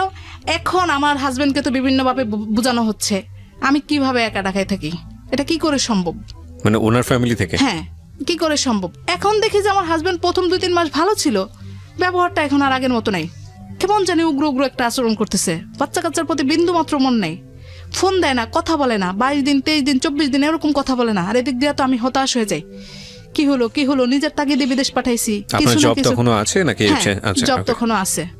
এখন আমি সংসার, অসুস্থ বাচ্চাটাকে নিয়ে, একদিকে আমি চাকরিটা, আমি মানে নিরুপায়, কিছুই করতে পারতেছি না। পরে গত বছর মে মাসে ওর অপারেশনটা হলো, আমি জুন মাসে চাকরিটা ছেড়ে দিই। দিয়ে এখন ডাক্তার বলতেছে যে ওকে 6 মাস বেড রেস্ট, কোনো নড়াচড়া করা যাবে না। এদিক দিয়ে আমি আরেকটু বলি, ও যাওয়ার পরে আমি তো এলাকায় দীর্ঘদিন, তো সবাই মোটামুটি সম্মানের দৃষ্টিতেই দেখে, যেহেতু আমি একজন টিচার মানুষ আর আমি ওইভাবেই থাকি। ও যাওয়ার পরে দেখি যে ওর বন্ধুরা বেশ কিছু লোকজন আমাকে ফোন দেওয়া শুরু করে, ইস্যুটা কি ব্যাপার, আপনার হাজবেন্ড কোথায়, তার কাছে তো টাকা পাবো, হ্যাঁ কাজ ছিল, না বলে কোথায় গেল, এরকম ধরনের কথাবার্তা বলে। সবকিছু হিসাব নিকাশ করে তখন আমি দেখলাম যে না, আমাকে এলাকায় থাকা যাবে না, কারণ হলো আমার বাচ্চাটা অসুস্থ, আমাকে তো এখানে বাসা ভাড়া দিতেই হচ্ছে। আমি বললাম যে না, আমি এবার দেখি বসুন্ধরা ছোট একটা বাসা পাই কিনা। আল্লাহর কি হুকুম, একদম স্কুলের কাছাকাছি আমি 1 রুমের একটা বাসা পেয়ে যাই। 2 বাচ্চাকে নিয়ে আমি উঠলাম। এদিক দিয়ে সে আমার সাথে মোটামুটি যোগাযোগ বন্ধ রাখে, মন চাইলে কথা বলে, মন চাইলে টাকা দেয়, এরকম অবস্থা করে। মেয়েদের সাথে কেমন আচরণ করতো? না, খুব বেশি ভালো না, ফোন দিলে কথা বলতো না, বেশি একটা যোগাযোগ রাখতো না। আমি মাঝে মাঝেই বলতাম যে তুমি অন্তত ফোন দিয়ে তো জিজ্ঞেস করবা মেয়েরা কেমন আছে, বা ওরা যেহেতু তুমি কাছে নেই, কিন্তু তুমি যে বাবা, তুমি তো ফোন দিয়ে জিজ্ঞেস করবা যে তোমরা কেমন পড়াশোনা করতেছো, তাহলেই না ওরা আমাকে ভয় পাবে বা বুঝবে যে না বাবা আমাদের জন্যই কষ্ট করে, শিখাই দিতাম। কিন্তু না, কোনো রকমের কিছু না। একটা পর্যায়ে সে বলল কি, আমি আর এখানে থাকতে পারতেছি না, বৈধ অবৈধ সব ধরনের লোককে পুলিশ খোঁজাখুঁজি শুরু করে দেয় মালয়েশিয়াতে। হ্যাঁ, খুব খারাপ অবস্থা। আমি বলছি তুমি টিকতে না পারলে চলে আসো, জীবন আগে তারপরে সবকিছু। হ্যাঁ, দেশে গিয়ে কি করব, আমি কি কি করে খাবো, না আসবো না। যখন আমি বলি যে ঠিক আছে তুমি দেখো আর একটু কষ্ট করো, দেখো পরিস্থিতিটা সামাল হবেই, তখন সে বলে কেন থাকতে বলো, কেন তুমি থাকতে বলো, মানে দুই দিকেই আমার সমস্যা। বুঝতে পেরেছি, হ্যাঁ। এদিক দিয়ে পুরা তোলপাড়, আমি কেন ঢাকায় একা থাকি, কি কারণ, কি কাজ, মেয়েদেরকে ভিকারুন্নেসায় পড়াইতে হবে, মেয়েদেরকে ঢাকায় রেখে পড়াইতে হবে, এইরকমই কি একটা, এটা হলো আমার জন্য একটা উসিলা, এরকম তাকে বোঝানো হচ্ছে যে আমি উসিলা করে ঢাকায় থাকতেছি। তো যাই হোক, আমি বসুন্ধরা বাসা নিলাম, 13,000 টাকা পরে আমার বাসা। আমি হিসাব করে দেখলাম আমার 1 টাকা রিক্সা ভাড়া, কোনো খাতে আমার কোনো খরচ হয় না, শুধু বাজারটা করা আর এই বাসা ভাড়াটা দেওয়া। যখন সে আমার সাথে বিক্রয়টা করা শুরু করলো, এখন আমি দেখি চোখে মুখে অন্ধকার। বিক্রয় বলতে টাকা পয়সাটা দেওয়া বন্ধ করে দিছে, বন্ধ এখন সে করে দিল। চলে আসবে। আমি বাসাটাও নিলাম ওইখানে, আব্বা আম্মা আবার হয়তো চলে গেল।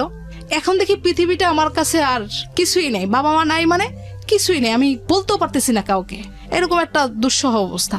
শেষ পর্যন্ত আমি ওকে জানালাম যে আমি বাসা ছেড়ে দিচ্ছি, আর আমি চলতে পারি না, কিন্তু বাসাটা আমি ছাড়ি নেই, শুধু ওর মতামত জানার জন্য আমি এটা করছি। যখন আমার শাশুড়িকে জানানো হলো, বলে যে তুমি এবার বাড়িতে চলে আসো। আমি জানি যে আমার বাসাটা ছাড়লেই আমি একদম আমার ছন্নছাড়া হয়ে গেলাম। বাসাটা থাকলে বাবা হোক, মা হোক, ভাই হোক, কেউ না কেউ অন্তত ক্যারি করবেই, আমার এরকম একটা চিন্তাধারা। সে 11 মাস থেকে চলে আসলো গত ডিসেম্বরে। তা আমি মেয়ের পরীক্ষা শেষ করে বাড়িতে গেলাম। আব্বা আম্মা বলছে যদি ও চলেই আসে, ওর সাথে তুমি আর কোনো সম্পর্ক রেখো না, বারবার ওকে সুযোগ দিও না, বারবার তুমি জীবনটা নষ্ট করে দিও না। আর ওর পোলাপান তুমি এত কষ্ট করে পড়ায়ও না, ওদের পরিবার থেকে তুমি কিছু পাও নাই, মেয়েদের থেকেও তুমি কিছু পাবা না। এরকম ধরনের কথা আমার বাবা মা জায়গা বলছে, থেকে okay. আমার বাবা মা বলে যে তোমার এত কষ্ট আর সহ্য করতে পারি না, তুমি ঢাকায় থেকে অনেক কষ্ট করো। তো বিদেশ থাকা অবস্থায় আমার এত কষ্ট হয়েছে যে আমি 3-4 বেলায়, এখন আমার মেয়েদেরকে প্রশ্ন করলে ওরা বলতে পারবে যে 2-3 বেলা আমি মানে ভাতই রান্না করতে পারতাম না, ঘরে চাল থাকতো না। তারপরে কোনো কোনো সময় দেখা যেত যে শুকনা কোনো খাবার খেয়ে মেয়েদের নিয়ে শুয়ে থাকতাম। তো মাঝে মাঝে মেয়েদেরকে প্রশ্ন করতাম। একদিন সকালবেলায় স্কুলে যাবে আমার ছোট মেয়ে, তো বলতেছে মা ভাত নাই, কি দিয়ে খাবো? আমি বলি যে করলা ভাজি ছিল, বলছে করলা ভাজি দিয়ে খেয়ে যাও। না মা খাবো না। তা আমি ডেকে বলি যে শুনো, যদি এরকম হয় যে কোনোদিনই স্কুলে যাওয়ার সময় তুমি ভাত খাইতে পারলা না, আবার স্কুল থেকে এসেও দেখলা যে ভাত নাই, একদিন না ধরো অনেক দিন এরকম ঘটনা ঘটলো, তখন তুমি কি করবে? চলো আমরা বাড়িতে চলে যাই, তোমার দাদা বাড়িতে থাকলে তো আর খাওয়া দাওয়ায় কষ্ট হবে না। বলে না মা, কষ্ট করব কিন্তু ঢাকায় থাকবো, মা এখানে পড়াশোনা করব, তো আমাদেরকে ভাত দিও না কিন্তু এখান থেকে নিও না। দুইজনের একই কথা, কোনোভাবেই তারা রাজি না। পরে যাকে এভাবে করে, মানে ওদের উৎসাহটাতেই আমি আরো বেশি উৎসাহিত হচ্ছি। ওরা ছোট মানুষ, ওরা যদি থাকে আমি কেন পারবো না? এরকম করে করে থাকতেছি, খুব কষ্ট। কিন্তু এই কষ্টগুলো আমি আমার হাজবেন্ডের কাছে প্রকাশই করতে পারলাম না। সে মেনেই নিল না, বলে যে হ্যাঁ আমি টাকা দিছি, 11 মাসে সে আমাকে 1,30,000 টাকা দিছে, সেখানে আমার বাসা ভাড়াটাই ছিল 13,000 টাকা। তারপরে বাচ্চাদের খরচ, আমার 1 বছরে প্রায় অনেক টাকা খরচ হয়। সেই টাকাগুলা বিগত দিনে আমি বেশ ঋণী ছিলাম, অনেক টাকা ঋণ ছিলাম, খুবই কষ্ট, কিন্তু কাউকে বুঝতে দিতাম না। তো এখানে বেশ কিছু মানুষের অবদান আছে। আমার একজন কলিগ আছে বসুন্ধরায়, তার হাজবেন্ড ওসি এখন বর্তমানে, এতটাই হেল্প করতো, মানে দেখা যেত যে দিনের প্রতিদিনই আমার বাসায় তরকারি পাঠিয়ে দিত মেয়েদেরকে, মানে যে সময় যেটা সুযোগ সুবিধা এটা সেটা। আর কিবরিয়া ভাই, আমি আপনাকে একটা কথা বলি, যে সবাই তো শুনতেছে এই জন্য বলতেছি, যে আমার বড় মেয়ে যখন স্কুলে ভর্তি হয়, তখন ভর্তির সময় আপনার প্যাকেজে ড্রেস দেয়, আপনার টোটাল ড্রেসটা প্যাকেজে কিনতে হয়, ওয়ানে যারা ভর্তি হয়। তো ওকে আমি 2 ড্রেস থাকে ওইখানে, 2টা করেই থাকে সবকিছু, তো কিনে দিলাম। আমার মেয়ে কিন্তু জুতাটা তো এখন পরতে পারে না, জুতা আরো অনেক আগেই পা বড় হয়ে গেছে, মোজাটা কিন্তু আজও পরে, সেই 1-এর ক্লাস 1-এর মোজা এখনো পরে। বড় মেয়েকে 1-এ ভর্তি করালাম, ড্রেস দিলাম, এ পর্যন্তই শেষ। আপনার ফিতা আবার যাই বলেন ওই ড্রেসের সাথে ছিল, ওই পর্যন্তই শেষ। ছোট মেয়েটাকে 1-এ ভর্তি করালাম, ওইখানেই শেষ। নতুন করে আর কোনো ড্রেস দিলাম না, কোনো কিছুই দিতে পারলাম না আজও পর্যন্ত। মানে ওরটা ছোট হয় ও পরে, আর ওরটা আমি অন্য কারো কাছ থেকে, যারা ওই যে আমি নিজে তো কারো কাছে বলি না, আমার ওই যে ওই ভাবির কথা আসলো বলে আমি কথাটা বললাম, সে গিয়ে বলে যে ওরকম তো পরাইতে পারতেছে না, এরকম যদি ড্রেস এরকম বাচ্চা দেখা যায় 5 থেকে 6-এ উঠে যায়, তখন আর ফ্রক পরতে পারে না, তো ওই ফ্রকগুলো এনে এইভাবে করে করে আমি চলছি। বিরোধিনী বড় একটা প্রিয় শ্রোতা, বলুন তারপর যেটা হলো, আমি গত ডিসেম্বরে বাড়ি গেলাম মেয়েদের নিয়ে পরীক্ষা শেষ করে। এরই মধ্যে ওর বাবা চলে আসবে। এখন আমার বাবার কথা হলো, ও আসলে আসুক, না আসলে তুমি ওর সাথে কোনো যোগাযোগ, কোনো সম্পর্ক রাখতেই পারবা না। যদি রাখো তাহলে তুমি আমার থেকেও বঞ্চিত, আমিও তোমার কোনো দায়িত্ব গ্রহণ করব না। পড়ে গেলাম একটা মহা বিপদে। যাক, কথাবার্তা বলতেছি, ও আসতেছে ঢাকায় এসে আমি তো আমার বাসায় চাবি দিয়ে তো বাড়িতে চলেই গেছি, চাবি নিয়ে তালা লাগিয়ে। পরে সেদিনই সে বাড়িতে রওনা করলো। পরে রওনা করার পরে আমি এখানে একটা কাজ করলাম কি, যে আমার আব্বু খুবই রাগী, হঠাৎ করে যদি তাকে সামনে দেখে বসে, দেখা গেল যে হুটহাট করে তাকে একটা অপমান করা শুরু করে দিল, যে টাকা পয়সা দিলাম, আমি করলাম, বিভিন্ন ধরনের কথা বলতে পারে। আমি আমার ভাইয়ের বাসায় চলে গেলাম, গিয়ে তাকে ফোন দিলাম যে আমি কিন্তু বাড়িতে নাই। উনি কি তখন দেশে না দেশের বাইরে? এই ঢাকা থেকে যাচ্ছে, দেশের বাইরে থেকে এসে ঢাকা থেকে বাড়ি যাচ্ছে। আচ্ছা। আমি কিন্তু আমার বাবার বাড়িতে নাই, আমি আমার ভাইয়ের বাসায় আছি। আমার উদ্দেশ্যটা হলো এরকম যে ও এসে আমাদের বাড়িতে না যাক, সরাসরি আমার এখানে চলে আসুক। আব্বু যেন ওই মুহূর্তের রাগটা যেন না থাকে, না ইয়ে করতে পারে। আচ্ছা। পরে বলে যে না, তুমি চলে আসো, আমি যাব তোমাদের বাসায়। বলে যে আমরা পরে শেষ পর্যন্ত বলেই ফেললাম। আব্বু কিন্তু অনেক রাগে ক্ষোভে আছে, দেখলে কিন্তু দেখা গেল যে হুটহাট করে কিছু বলে ফেললো, এটা করা যাবে না। পরে তো মনে সবারই খারাপ লাগবে, আমারও খারাপ লাগবে। আমি এখানে আসি, ওইখানে যাওয়ার দরকার নেই। সে কি করলো, ও আমাকে বলতেছে যে মা ফোন করে বলল আমি যেন সরাসরি বাড়িতে চলে যাই, মানে তাদের বাড়িতে। ওকে। আমি বলছি ঠিক আছে, মা যেহেতু বলছে বাড়িতে চলে যাওয়ার জন্য, সুতরাং বাড়িতেই আগে যাওয়া ভালো। বাড়িতে মার সাথে দেখা করে তারপরে আমি এখানে আসি, এখানে আসো, এটা বলছি। ওকে। তো তখন কিন্তু আমার একটু খারাপও লাগছে যে মা কিন্তু বলতে পারতো যে তুমি তোমার ওদেরকে নিয়ে একসাথে, যেহেতু আমাদের বাড়ির ওদিক দিয়ে আগে আসবে, ওদেরকে নিয়ে তুমি আমাদের এদিকে চলে আসো, এরকম আমার একটা মনের মধ্যে তখন খারাপ লাগছিল আর কি। জি। তো তারপর আমি ওইটাই বলছি, তাকে এটাই বলছি যে তুমি মার সাথে দেখা করো, করে আসো। সে কি করলো, মাকে বললো যে হ্যাঁ মা ঠিক আছে, আমি বাড়িতে চলে আসতেছি, এটা বললো মাকে। আর আমি আবার রাতে আমার ভাইয়ের বাসা থেকে চলেই গেলাম। আমি বলছি যে মার সাথে যেহেতু আগে যাবে, সুতরাং আমি বাড়িতে চলেই যাই। গেলাম, সে কি করলো, সকালবেলা ঠিকই আমাদের বাড়িতে আগে চলে আসলো। এখন আমার আব্বু কিন্তু আগে থেকেই বলে রাখছে তুমি কিন্তু ওর সাথে দেখাও করবা না, কথাও বলবা না। আপনাকে বলে রাখছে? হ্যাঁ, আমাকে বলে রাখছে যে যা কিছু করার, যা কিছু বলার আমি বলবো, আমি বলার আগে তুমি ওর সাথে দেখাই করবা না। মানে আব্বু কি ভাবছে আমি জানি না, হয়তো ভাবছে যে দেখা হলে হয়তো আমি দুর্বল হয়ে যাই, বারবারই দুর্বল হয়ে যাই, দেখা না করাই ভালো। এখন আমি আমার আব্বুর কথা রাখতে গিয়ে আমি বাসায় ছিলাম, কিন্তু আমি লুকাই গেছি যে দেখা করব না। পরে যাই হোক, সে আমার আম্মাকে সালাম দিল, কিন্তু আমার আব্বুকে তখনই যদি গিয়ে সে আমার, মানে তখন তারা যেটা পরে প্রকাশ করলো আর কি, যে তোমার বাবার সাথে তো সেই কথা বললো না। আমি সরে যাওয়ার পরে সে হয়তো কষ্ট পাইছে, এটা প্রকাশ করছে পরে, যে তুমি আমার সাথে এতদিন পরে আমি আসলাম, তুমি দেখা করলে না। কিন্তু তাকে আমি বুঝাতেই পারলাম না যে আসলে এটা পরিস্থিতি সামালের জন্য আমাকে করতে হয়েছে ওই মুহূর্তটাতে। আপনার বাবা বলেছেন তাই? হ্যাঁ, বাবার জন্য। নচেত আমি কি এখানে আসলেই কি আর না আসলে যা কথা হয়তো পরে। কতদিন পরে আসলেন বিদেশ থেকে? 11 মাস পরে আসছে। 11 মাস পরে। ওকে। পরে সে কতক্ষণ অপেক্ষা করে চলে গেল। এখন গিয়ে আর কোনো যোগাযোগ করবে না কেন? আমি তার সাথে দেখা করি নাই তার জন্য। এখন আমার আম্মা বলতেছে যে আমি আম্মার সাথে মন খারাপ করতেছি যে আম্মা আমি দেখা করলাম না, এটা কেমন হলো? আব্বুর ভয়ে তো আমি সামনে যেতেই পারলাম না। বলে যে চিন্তা করো না, ও দেখবা যে বিকেলে আবার চলে আসবে। প্লপেনগুলোর সাথে, মেয়েদের সাথে ভালো করে কথাই বলতে পারলো না, ও চলে আসবে বিকেলে। অপেক্ষা করতেছি, কিন্তু তার তো আর কোনো খবর নেই। এখন বারবার ফোন দিতেছি, সে কোনো ফোন রিসিভ করে না। মানে ওইখানে যাওয়ার পর যখন ব্যক্ত করছে, এটা আমি পরবর্তীতে শুনছি আর কি, যখন ব্যক্ত করছে তখন আমার শাশুড়ি বলছে যে, শ্বশুর শাশুড়ি বলছে যে তুমি তাদের সাথে আর কোনো যোগাযোগই রাখবে না, যেহেতু তোমার সাথে দেখা করে নাই। ওকে। পরে এরকম কয়েকদিন পরে মেয়েরা খুবই বাবাকে রিকোয়েস্ট করতেছে, বাবা তুমি আসছো, একটু দেখতে পারলাম না এখনো ভালো করে, তুমি একটু কোলে নিলা না আমাদেরকে, একটু আসো।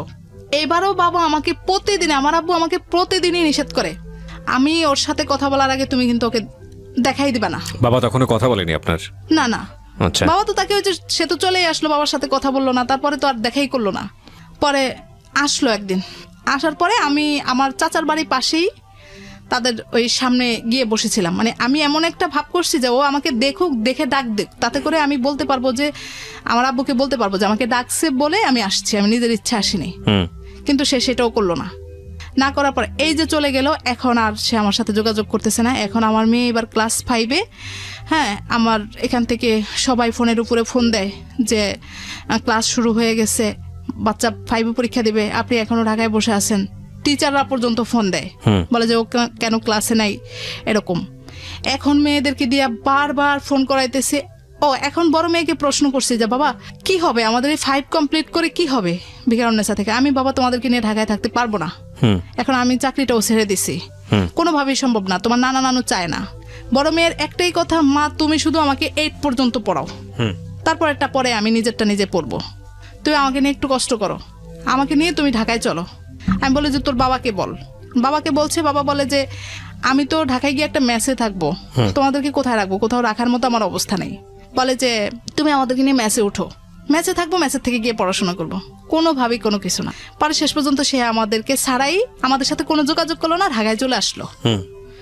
ঢাকায় চলে আসার পরে আমি দেখলাম যে না, তো তাকে দিয়ে তো আর কিছু হবে না, সে তো আমার এই বিষয়টাকে কোনো গুরুত্বই দিচ্ছে না। শেষ পর্যন্ত আমি ওদেরকে নিয়ে, আমার তো বাসা ছাড়িনি, ও জানে আমি বাসা ছেড়ে দিছি। পরে আমি আবার আমার গন্তব্যে চলে আসি। তা আমার এখানে আবার কিবরিয়া ভাই একটা ঘটনা হলো, আমি একটা সমিতিতে আপনার এই বাড্ডা এলাকায় একটা জমির জন্য কিছু টাকা রাখছিলাম, 1,55,000 টাকা রাখা হয়েছিল সর্বমোট, এই একটু একটু একটু একটু করে। এখানে আমার ওই যে ভাই যে জায়গাটা বিক্রি করছে সেখানে আমার কিছু টাকা ছিল, ওই টাকাটাও এনে এখানে রাখছি। আচ্ছা।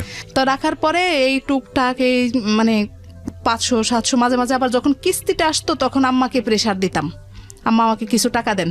বলতো যে কেন? আমি বলতাম খরচপাতির জন্য। এনে এনে ওইখানে জমাইছি। তো জমানোর পরে এই টাকাটা পরে এখন আমি আম্মাকে বলছি যে আপনারা যদি আমার খরচপাতি না দেন আমি তারপরও ঢাকা যাব, মানে আমাকে এখন আর কোনো খরচপাতি দিবে না আমার আব্বু, প্রশ্রয় দিবেন আমাকে। পরে বলতেছে যে মানে সবারই রাগ সব জায়গা থেকে, কিন্তু মাঝখান থেকে আমার অবস্থা খারাপ। পরে আমি বলতেছি যে না থাক, আপনাদের রাগ করেই বলছি, কোনো খরচপাতির দরকার নেই, আমি ঢাকায় যাব, আমি ওই টাকাটা তুলে আমার মেয়ে যেহেতু আবদার করছে আমি 1 বছর কাটাবো, যত কষ্টই হোক, ওর 5টা আমি ওখান থেকে কমপ্লিট করে তারপরে আসবো। তাও আমি জীবনে বলতে পারবো যে আমার মেয়ের একটা সার্টিফিকেট, ও জানবে যে না আমি এই স্কুলে পড়ছিলাম, আমার একটা সার্টিফিকেট আছে, এরকম একটা চিন্তা। আচ্ছা। পরে ঢাকায় আসলাম, ঢাকায় এসে আবার শুরু করলাম ওই টাকাটা তোলার জন্য, অনেক চেষ্টা করতেছি কিন্তু দিয়ে দিচ্ছি বলে দিচ্ছে না। এই এখনো বাবার থেকে এনে এনে চলতেছি, এমনি সেমনি বলি যে খুব খারাপ অবস্থা, অসুখ, এরকম বললে তখন গিয়ে টাকা দেয়। আচ্ছা। তা দিলে চলতেছি। এসে বাইরে বাইরে ঘুরতেছে। আমি তার এক আত্মীয়কে দিয়ে তাকে জিজ্ঞেস করালাম যে সে কি করবে, সে কি এরকমই থাকবে? বলে যে তাকে সময় লাগবে, সে বিদেশ থেকে আসছে, কি করবে এখন। তো তখন তো ঢাকায় এসে আপনার সঙ্গে দেখা সাক্ষাৎ করতে পারতো, আসেনি? না না না আসেনি, সে তার মতো করে এসে ম্যাচে উঠে গেল, কষ্টটা আরো বেশি বেড়ে যাচ্ছে। পরে আমি আপনার বাসায় তখন আসে না? না না বাসায় আসে না। খরচপাতি কিছু দেয় না? না খরচপাতি কিছু দেও না।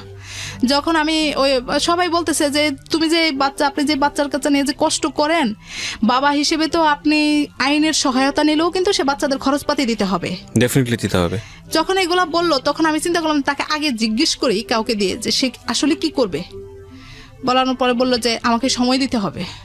তো সময় দিতে দিতে প্রায় 1.5 মাস সময় দিয়ে দিলাম। দিয়ে দেওয়ার পরে এইবার আমি বলছি যে আমি আইনের সহায়তা নিব। আমি আর কত সালের দিকে এটা? কত সালের দিকে এটা হলো? এই যে এই জানুয়ারিতে, 2018 সালের। হ্যাঁ 2018 সালের জানুয়ারির কথা বলতেছি। ওকে। পরে আমি জিজ্ঞেস বলতেছি ভাই সে যদি সংসার না করে আমি কিন্তু আইনের সহায়তা নিব। আইনের সহায়তা নিলে আমার বাচ্চাদের খরচপাতি কিন্তু দিতেই হবে। আমি 2-4 জনের সাথে কথা বলছি। পরে বলে যে তাকে জিজ্ঞেস করলো, পরে বলে যে আমি কি সংসার ছাড়তে চাই নাকি, আমি তো সংসারে যেতেই চাই, আমি যা পারি তা দিব, যেমন পারি তেমন দিব। পরে একটা পর্যায়ে কথাবার্তার মাধ্যমে সে বলল যে আমি যেভাবে করে চালাই তোমাকে সেভাবেই চলতে হবে, যদি বলেন তাকে যে যদি সেভাবে চলতে পারে তাহলে আমি তাদেরকে ঢাকায় রাখবো। আমি বললাম যে আলহামদুলিল্লাহ, খালি শুধু আমার বাচ্চা দুটাকে একটু পড়াইলেই হয়েছে, আর কোনো কিছু দরকার নেই। এই করে আমি সে একটা পর্যায়ে ওই তার ভাই সহ আমাকে বাসায় নিয়ে উঠাই দিয়ে আসলো তাকে। তো মোটামুটি চলতেছিল 1 মাস খুব ভালো। সে যাই ইনকাম করছে আমার হাতে নিয়ে দিত, বলতো যে তুমি এটা কি করবে করো, ওইটা কি করবে করো। মোটামুটি ভালোই চলছে। এরপর থেকে আবার শুরু হয়ে গেল। আমি ওইখান থেকে ওই জমির টাকাটা শেষ পর্যন্ত তুলে আনলাম, এনে তার হাতেই দিলাম। পরে আমি বললাম যে তুমি তো তোমার পিছনেই তো আমার গহনাগাটি যেটুকু টুকটাক ছিল সব বিক্রি করে দিলাম, ছেড়ে দিলাম, আমার কিছুই নেই। জমির টাকাটাও তুলে নিয়ে আসলাম, সর্বনিঃস্ব, একদম নিঃস্ব হয়ে গেলাম আমি। পরে সে বললো যে তোমাকে কিছু টাকা দিলাম, তুমি টুকটাক একটু কিছু কিনে নাও। তো আমি ছোটোখাটো একটু গহনা কিনলাম। গত মাসে সে ঘর ভাড়া দিবে না, এখন টোটালি সে বাদ দিয়ে দিল, কোনো কিছু খরচ দিবে না।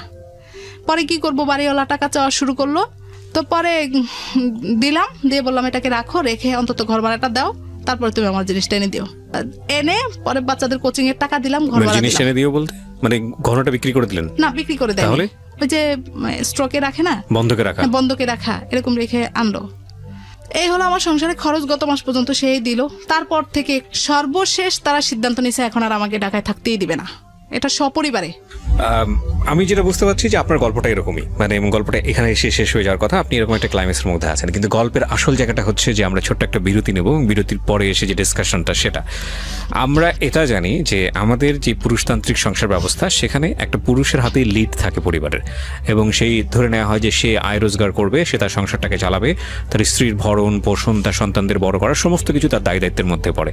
আমাদের পারিবারিক বৈবাহিক কাঠামোটাই এরকম, এবং খুব স্বভাবতই একজন পুরুষের দায়িত্ব যেহেতু এটা, সুতরাং পুরুষের কর্তৃত্বটাও খুব স্বাভাবিকভাবে এখানে চলে আসে, এবং পুরুষের কর্তৃত্বের মূল জায়গাটিতে থাকে হচ্ছে পুরুষের অর্থনৈতিক অবস্থা, এবং সে যে আয় রোজগারটা করছে সেটার উপরই তার হম্ফ লম্ফ ঝম্প যেটাই বলি না কেন, তার পকেটে পয়সা আছে মানে তার কন্ট্রোল আছে, পকেটে পয়সা নেই মানে হচ্ছে হলো তুমি এটা পারলা না, তুমি এটা পারলা না, তুমি কেন এটা করলো না, ওটা করলো না।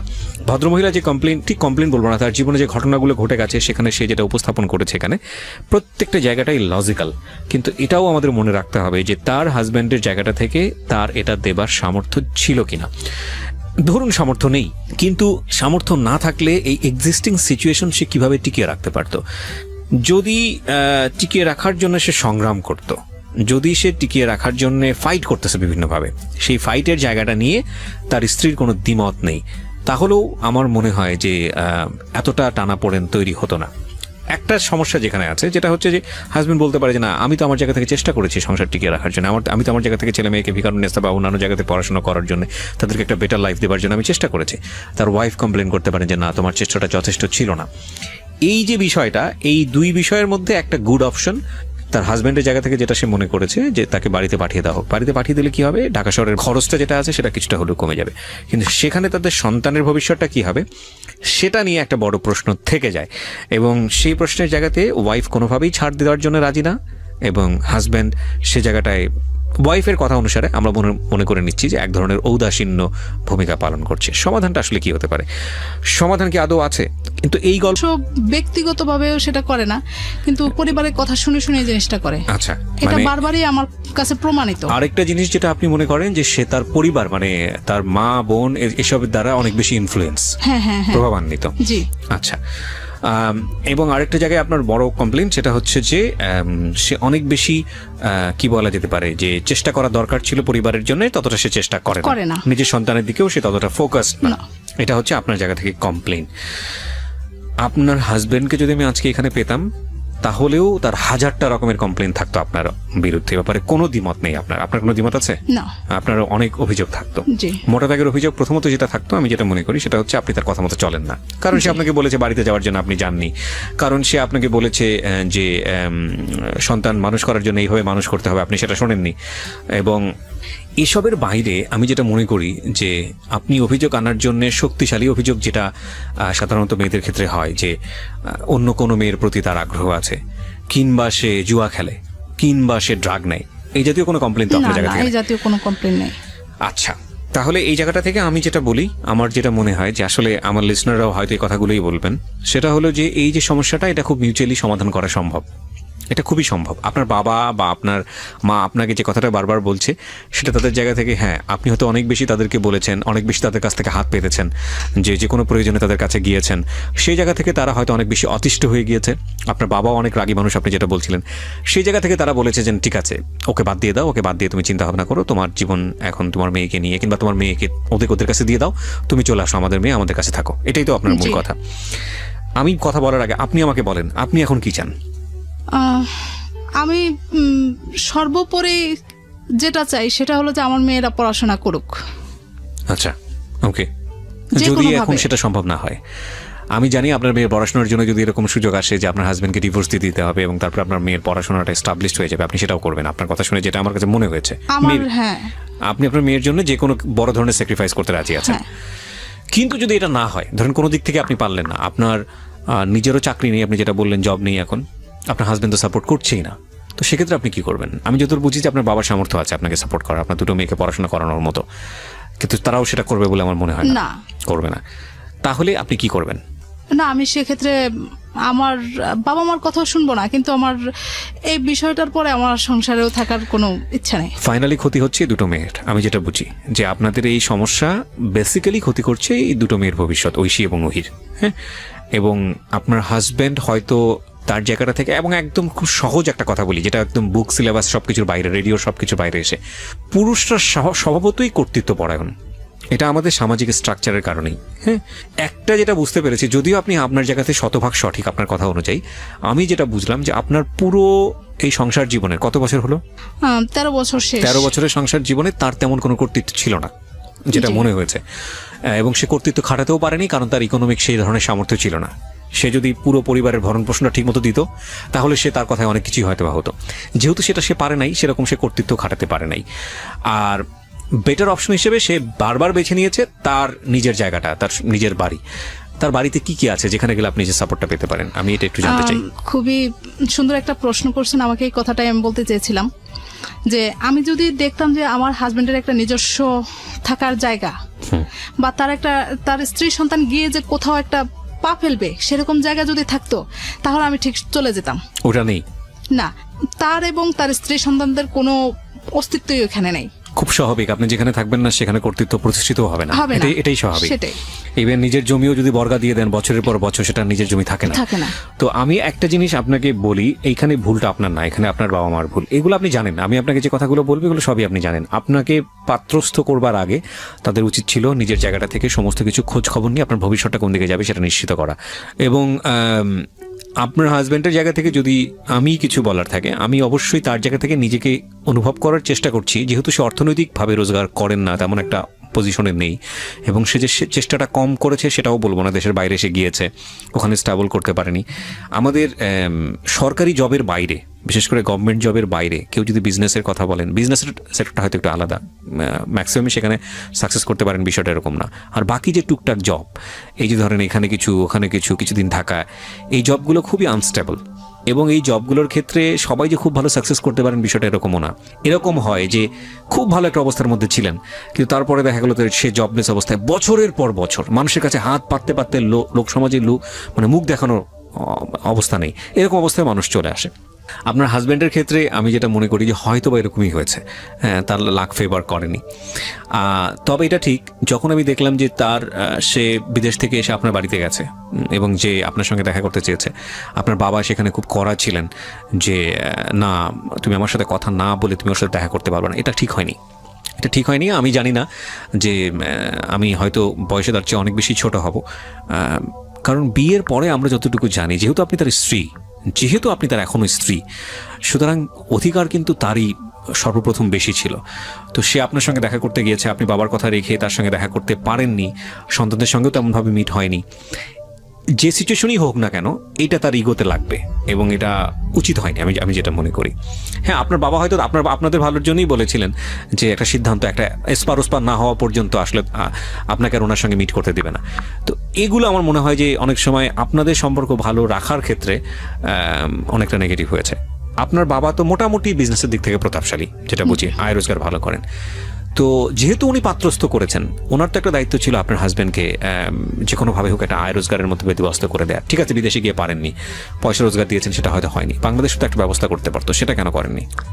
আমি এখানে একটু বলি যে ও বিদেশ থেকে আসার আগের থেকে তার সাথে আমার সম্পর্কটা ভালো ছিল না। সে এরকম কিছু কথাবার্তা বলছে যে বাংলাদেশে এসে সে আর আমার সাথে দেখাই করবে না। ফাইন, আপনাদের দুজনকে নিয়ে কি আপনার বাবা মা কখনো বসেছে? না, বসেনি। না, এমনি বিভিন্ন সময়ে তাকে বুঝিয়ে শুনিয়ে দিচ্ছে, তার হাতে আমাকে তুলে দিচ্ছে। একটা হচ্ছে আপনি আপনার মতো করে গিয়ে বলতেছেন আপনার বাবা মাকে, আরেকটা হচ্ছে যে সেও তো তার মতো করে বলতেছে। কিন্তু আপনারা সামনাসামনি দুইজন বসে, যদি তারা গার্জিয়ান হয়, তাহলে আপনাদের বলা উচিত ছিল যে ঠিক আছে, আমি সামনাসামনি বসে তোমার কমপ্লেনগুলো তুমি বলো, তোমার কমপ্লেনগুলো তুমি বলো। এটা এবছর হয় না, কিন্তু তার আগে হয়েছে। কবে হয়েছে এটা? এটা গত আমার মেয়ে যখন ক্লাস 3 থেকে 4 উঠলো তখনও আপনাদের দুজনকে সামনাসামনি বসে আপনার বাবা কথা বলেছে? হ্যাঁ। কি বস, তখনকার রেজাল্ট কি এসছে? তখন বলছে যে বাবা, আমার বাবা প্রশ্ন করছে যে তুমি যদি আমার মেয়েকে এভাবে করে না করো তাহলে তুমি এখন কি করবে বলো। তখন বলছে যে না, আমি আবার সব ঠিকঠাক করে ফেলবো। ফাইন, তো ঠিক আছে। তো এখন বাবা বলছে যে আমার মেয়েটাকে তোমার হাতে আমি আবারও তুলে দিলাম। এটা সমাধান না, তার কোনো কাজের ব্যবস্থা ছিল সেই মুহূর্তে? না, তখন সে তো আমার আব্বু বলছে যে তুমি যদি কিছু করতে চাও টাকা পয়সা আমি দিব, সেখান থেকেই কিন্তু তার চিন্তাধারা বাহিরে যাবে। আচ্ছা, বাইরে সে ফেল করেছে, তো তাহলে কি বসে থাকবে জীবন? তখন আবার চেষ্টা করতে হবে। না, এখন যেটা হলো, কিছুদিন আগেও আমি তাকে আমি বলছি তার ইগোটা বেশি, সে ছোটখাটো কিছু করতে পারবে না। আচ্ছা, এই জায়গাটাই হলো আমার এখন আমি যে জিনিসটা বলবো, একটা হচ্ছে আপনার পারিবারিক জায়গা থেকে চেষ্টা করা উচিত ছিল, সেটা আপনারা মনে করছেন যথেষ্ট চেষ্টা করা হয়েছে, আমি মনে করি আরো চেষ্টা করা উচিত। এখন আমি যেটা বলবো, এই ভদ্রলোক, আমি তার নামও জিজ্ঞেস করিনি, আমি পুরো অনুষ্ঠানে তার নাম প্রচারক সেটাও আমি চাই না, কারণ তার সামাজিকতার জায়গা থেকে হয়তো ইগোতে লাগবে। আমি আপনার প্রতি যথেষ্ট রেসপেক্ট রেখে বলি, সম্মান রেখে বলতে চাই, আপনার ঔরস্যজাত 2 সন্তান এবং তারা ভিকারুনেসে পড়াশোনা করে, এটা আপনার প্রাউড করা উচিত, গর্ব করা উচিত। আপনি যে এইখানে থেকে আপনি যদি রেডিও অনুষ্ঠানটা শুনে থাকেন এবং আপনি সেটা করেছেনও, নইলে আপনি প্রথম সন্তান যখন আপনার ভিকারুনেসে চান্স পেল তখন আপনি এতটা খুশি হতেন না। কিন্তু আপনি একটা পুরুষ মানুষ, আপনার 2টো হাত আছে, আপনার 2টো পা আছে, আপনি ঢাকা শহরে একসময় থেকেছেন, এখন থাকেন নাকি? এখনো থাকেন, আপনি সঙ্গে আছেন। আপনার ইগোতে আঘাত লাগুক, আমি সেটা চাই না। আমি আপনাকে রেসপেক্ট করে একটা কথা বলি, আপনি যদি শুধু নিয়ত করেন যে না আপনি পারবেন আপনার 2টো সন্তানকে ঠিকমতো মানুষ করতে, হ্যাঁ, এবং আপনি ধর্মকর্ম করা মানুষই হয়তো বা, সেজন্যই বলছি যে সৃষ্টিকর্তা যার উপর খুশি হন তাকে তিনি কন্যা সন্তান দেন। আমাদের তো একটা হাদিসই আছে এরকম, যে সৃষ্টিকর্তা যখন খুশি হন তখন বৃষ্টি দেন, যখন যে বাসায় লোকদের উপরে খুশি হন সে বাসায় তিনি মেহমান পাঠান আল্লাহ, হ্যাঁ, এবং যখন যার উপরে খুশি থাকেন তাকে তিনি কন্যা সন্তান দান করেন। এবং সেখানে বলাও আছে যে কন্যা সন্তানকে যদি আপনি সুন্দর করে মানুষ করে যদি সৎপাত্রস্থ করতে পারেন তো আপনি জান্নাতে যাবেন। তো আপনি এরকম একজন সৌভাগ্যবান মানুষ। ঠিক আছে, ধর্মকর্মের জায়গা থেকে বিষয়টা না হয় এরকম হলো, আপনি যদি র্যাশনাল জায়গা থেকেও আসেন তাহলে দেখবেন যে এই মেয়েরাই আসলে শেষ পর্যন্ত বাবা মাদের খেদমতটা বেশি করে। এটা কিন্তু আমাদের সমাজে একেবারে প্রচলিত এবং এটা স্টাবলিশড। দেখবেন যে ছেলে বড় হয়ে যায়, বড় হয়ে যাওয়ার পরে সে ব্যস্ত হয়ে যায়, সে হয়তো ভরণ পোষণ দেয় সংসারের জন্য, কিন্তু অতটা টেক কেয়ার করতে পারে না। কিন্তু এই মেয়েই আপনার মৃত্যুশয্যায় পাশে গিয়ে থাকে, যখন হয়তো আপনি শয্যাশায়ী হবেন তখন হয়তো দেখা যাবে এই মেয়েই আপনাকে টানা হেঁচড়া করছে, আপনার ছেলের সময় নেই। তো আপনি যদি প্রপার, আমরা আসলে সেই যুগে বসবাস করি না যে আসলে মেয়েকে দেখা, মেয়েকে মেয়ের মতো করে দেখা, ছেলেকে ছেলের মতো করে দেখা, আমরা আসলে সেই যুগে আর বসবাস করি না। একটা মেয়েকে যদি সঠিকভাবে বড় করা যায় তাহলে সে 1000টা ছেলের চেয়েও শক্তিশালী হতে পারে, এটা আমাদের সমাজেই সম্ভব। এবং আপনি দেখবেন যে সরকার থেকে শুরু করে আমাদের সামাজিক যে বুনিয়াদ বা সামাজিক যে বিন্যাস, সেখানে একটা মেয়েদেরকে যে পরিমাণ ফ্যাসিলিটেট করা হয়েছে, অনেক সময় আমার তো মনে হয় যে অনেক সময় ছেলেদেরকেও এতটা ফ্যাসিলিটেট করা হয় না। তো সেই জায়গাটা থেকে আপনি অনেক বেশি সুবিধাপ্রাপ্ত। আপনার এখন যেটা দরকার, আমি যেটা মনে করি, যে গায়ে গতরে খেটে হলেও, সবাই তো ভাই সবাই একরকম যায় না, তাই না? ভাগ্য তো সবাইকে একটা রাস্তায় সবসময় নিয়ে যান। আপনি হয়তো এখন লাখ টাকা ইনকাম করেন, কালকে হয়তো আপনি পথের ফকির, বা আপনি কালকে হয়তো পথের ফকির, পরের দিন যে আপনি বাদশা হবেন না এমন তো কোনো কথা নেই। আমরা তো নিয়তির উপর নির্ভর করি। কিন্তু সব জায়গাতেই আমাদের যে জিনিসটা ঠিক রাখা উচিত সেটা হচ্ছে রেসপন্সিবিলিটি, দায়িত্ববোধ। আপনি যদি আপনার পরিবারের প্রতি কিছু করতে নাই পারেন, আপনি অন্তত তাদের পাশে থেকে ওই আর্টসটা বোঝাতে যদি সমর্থ হতেন যে মা আমার ইচ্ছা আছে, আপনার সন্তানদেরকে যদি আপনার এতটুকু বোঝানোর সামর্থ্য থাকতো, বা আপনার স্ত্রীকে যদি এতটুকু বোঝানোর সামর্থ্য থাকতো যে আমার ইচ্ছা আছে, আমি খুব টেন্স, আমি যে ভরণ পোষণ দিতে পারি না, আমার খুব কষ্ট হয়, আমি কোনো অল্টারনেটিভ অপশন খুঁজতেছি না, আমি চাচ্ছি তোমরা ঢাকাতেই থাকো, যেভাবেই হোক গায়ে গতরে খেটে হলেও আমি একটা পরিশ্রম করে তোমাদেরকে একটা জায়গায় পৌঁছাতে চেষ্টা করতেছি, তাহলে আজকে সংসারের অবস্থাটা এরকম হতো না। আপনি 2 পয়সা রোজগার না করলেও সংসারের অবস্থাটা এরকম হতো না। যেহেতু আপনার এগেইনস্টে অনেক বড় কমপ্লেন দাঁড়িয়ে গেছে, যে সেটা আপনার স্ত্রীর জায়গা থেকে, সুতরাং আসলে সমস্যাটা সেখানেই তৈরি হয়েছে। আমি মনে করি আপনি আর অপশনের দিকে না গিয়ে আপনার বরং চেষ্টা করা উচিত, আপনার মেয়ে দুটো অনেক ছোট আছে, যে যেভাবেই হোক না কেন এদেরকে ভিকারুনের সাথে পড়াবেন, যেভাবেই হোক না কেন আপনি এদের একটা ভবিষ্যৎ নিশ্চিত করে দেবেন। এবং একটা ছেলের পক্ষে 2টো সন্তান মানুষ করা আমাদের এই ঢাকা শহরে খুব বেশি কঠিন কিছু না। হ্যাঁ, আপনি যদি চেষ্টা করেন তো আপনি পারবেন। আপনার হাজবেন্ড লেখাপড়া করেছে? হ্যাঁ, বিএ পাস। কিবরিয়া ভাই, আমি এখানে একটু কথা বলি। শেষ, হ্যাঁ, আপনার কথা দিয়ে অনুষ্ঠানটা শেষ করবো। জি বলুন। এখানে হলো কি, আমার হাজবেন্ড একটু সহজ সরল মানুষ, মনের দিক থেকে কিন্তু ভালো না। আপনি তার খারাপ কিছু বলেন না আমাদের পুরো অনুষ্ঠানে, কিন্তু এখন আমি দেখতেছি তার মেন্টালিটিটা আসলেই খারাপ হয়ে গেছে। এগুলা কিন্তু সে নিজের থেকে করছে না, এটাও কিন্তু আমি বুঝি, আমি তার সাথে দীর্ঘদিন ছিলাম। এখানে আমি আপনাকে একটা কথা বলি, সেটা হচ্ছে কি, মানে আমাদের সোসাইটিতে, পরিবারই মেয়েদের একটা কমন কমপ্লেইন থাকে। কমপ্লেইনটা হচ্ছে হাজবেন্ড নিজের সংসার দেখে না, তার বাবা মা তার বোনদের বেশি টেক কেয়ার করে। আপনি করেন না হয়তো বা, কিন্তু কমন একটা কমপ্লেইন থাকে। এই কমন কমপ্লেইনটা যে মানে কোনো ঘটনার প্রেক্ষাপটে আসে তা কিন্তু না, এটা মানে সংসারে আসার পর থেকেই এই জিনিসটা মেয়েদের মধ্যে চলে আসে। কেন জানি আসে ঠিক জানি না, হয়তো ইনহেরিটেড, কিন্তু এই কমপ্লেইনটা করা উচিত না। উচিত না এই কারণে, আপনি যে একটু আগে বললেন যে আপনার হাজব্যান্ড তার বোনের কথা দ্বারা অনেক বেশি ইনফ্লুয়েন্স বা তার মায়ের কথা দ্বারা অনেক বেশি ইনফ্লুয়েন্স, যদি ইনফ্লুয়েন্স হয়েও থাকে তবুও আপনার বলা উচিত না। বলা উচিত না এই কারণে যে সে কোথায় বড় হয়েছে, তার মারপেটে এসছে, এগুলো আমি বলবো না, বরং বলা উচিত না এই কারণে যে এতে করে আপনার সমস্যাটার সমাধান হবে না, এটা বরং আরও জটিল আকার ধারণ করবে। আপনি কখনোই মানে যদি সমাধান চান তাহলে আমি বলবো যে কখনোই হোস্টিলিটি সম্পর্ক গ্রো করে, যেটার দ্বারা আপনার হাজব্যান্ড তার পরিবার কিংবা আপনার সঙ্গে একটা দূরত্ব বা একটা শত্রুতা সম্পর্ক তৈরি হয় যে ধরনের কথার দ্বারা বা অ্যাক্টিভিটির দ্বারা, সেই ধরনের সম্পর্ক তৈরি করে একটা সাময়িক সমাধান পেলেও হয়তো বা পেতে পারেন, কিন্তু এটা দ্বারা আপনি চিরস্থায়ী কোনো ভালো সম্পর্কের মধ্যে থাকতে পারবেন না। সুতরাং সে যদি ওরকম কোনো কিছুর মধ্যে করেও থাকে, আপনার যদি মনে হয় যে না সে ননদের কথা শুনতেছে বা শাশুড়ির কথা শুনতেছে, তাহলে আমার মনে হয় যে তাকে একটা বেটার কাউন্সিলিংয়ের মধ্যে নিয়ে এসে চেষ্টা করেন, কোনো ধরনের ঝগড়াঝাটির মধ্যে না গিয়ে তাকে বোঝানোর চেষ্টা করেন যে এই জিনিসটা তোমার কাছে ছিল, এটা যদি তুমি এভাবে করতে তাহলে ভালো হতো। যদি সে না করে বারবার এটা করেন, যেহেতু আপনি তার সঙ্গে সংসার করবেনই, রাইট, আপনি বরং এটা নিয়ে ঝগড়াঝাটি করলে যেটা হবে যে আপনার প্রতি তার একটা মন যেটা আছে সেটা উঠে যাবে, এবং সেটাই হচ্ছে আমার যেটা মনে হয়। আমার একটু সুযোগ দিলে আমি জি, একটু sure. বলি। আমি চাচ্ছি আমার সংসারটা, সে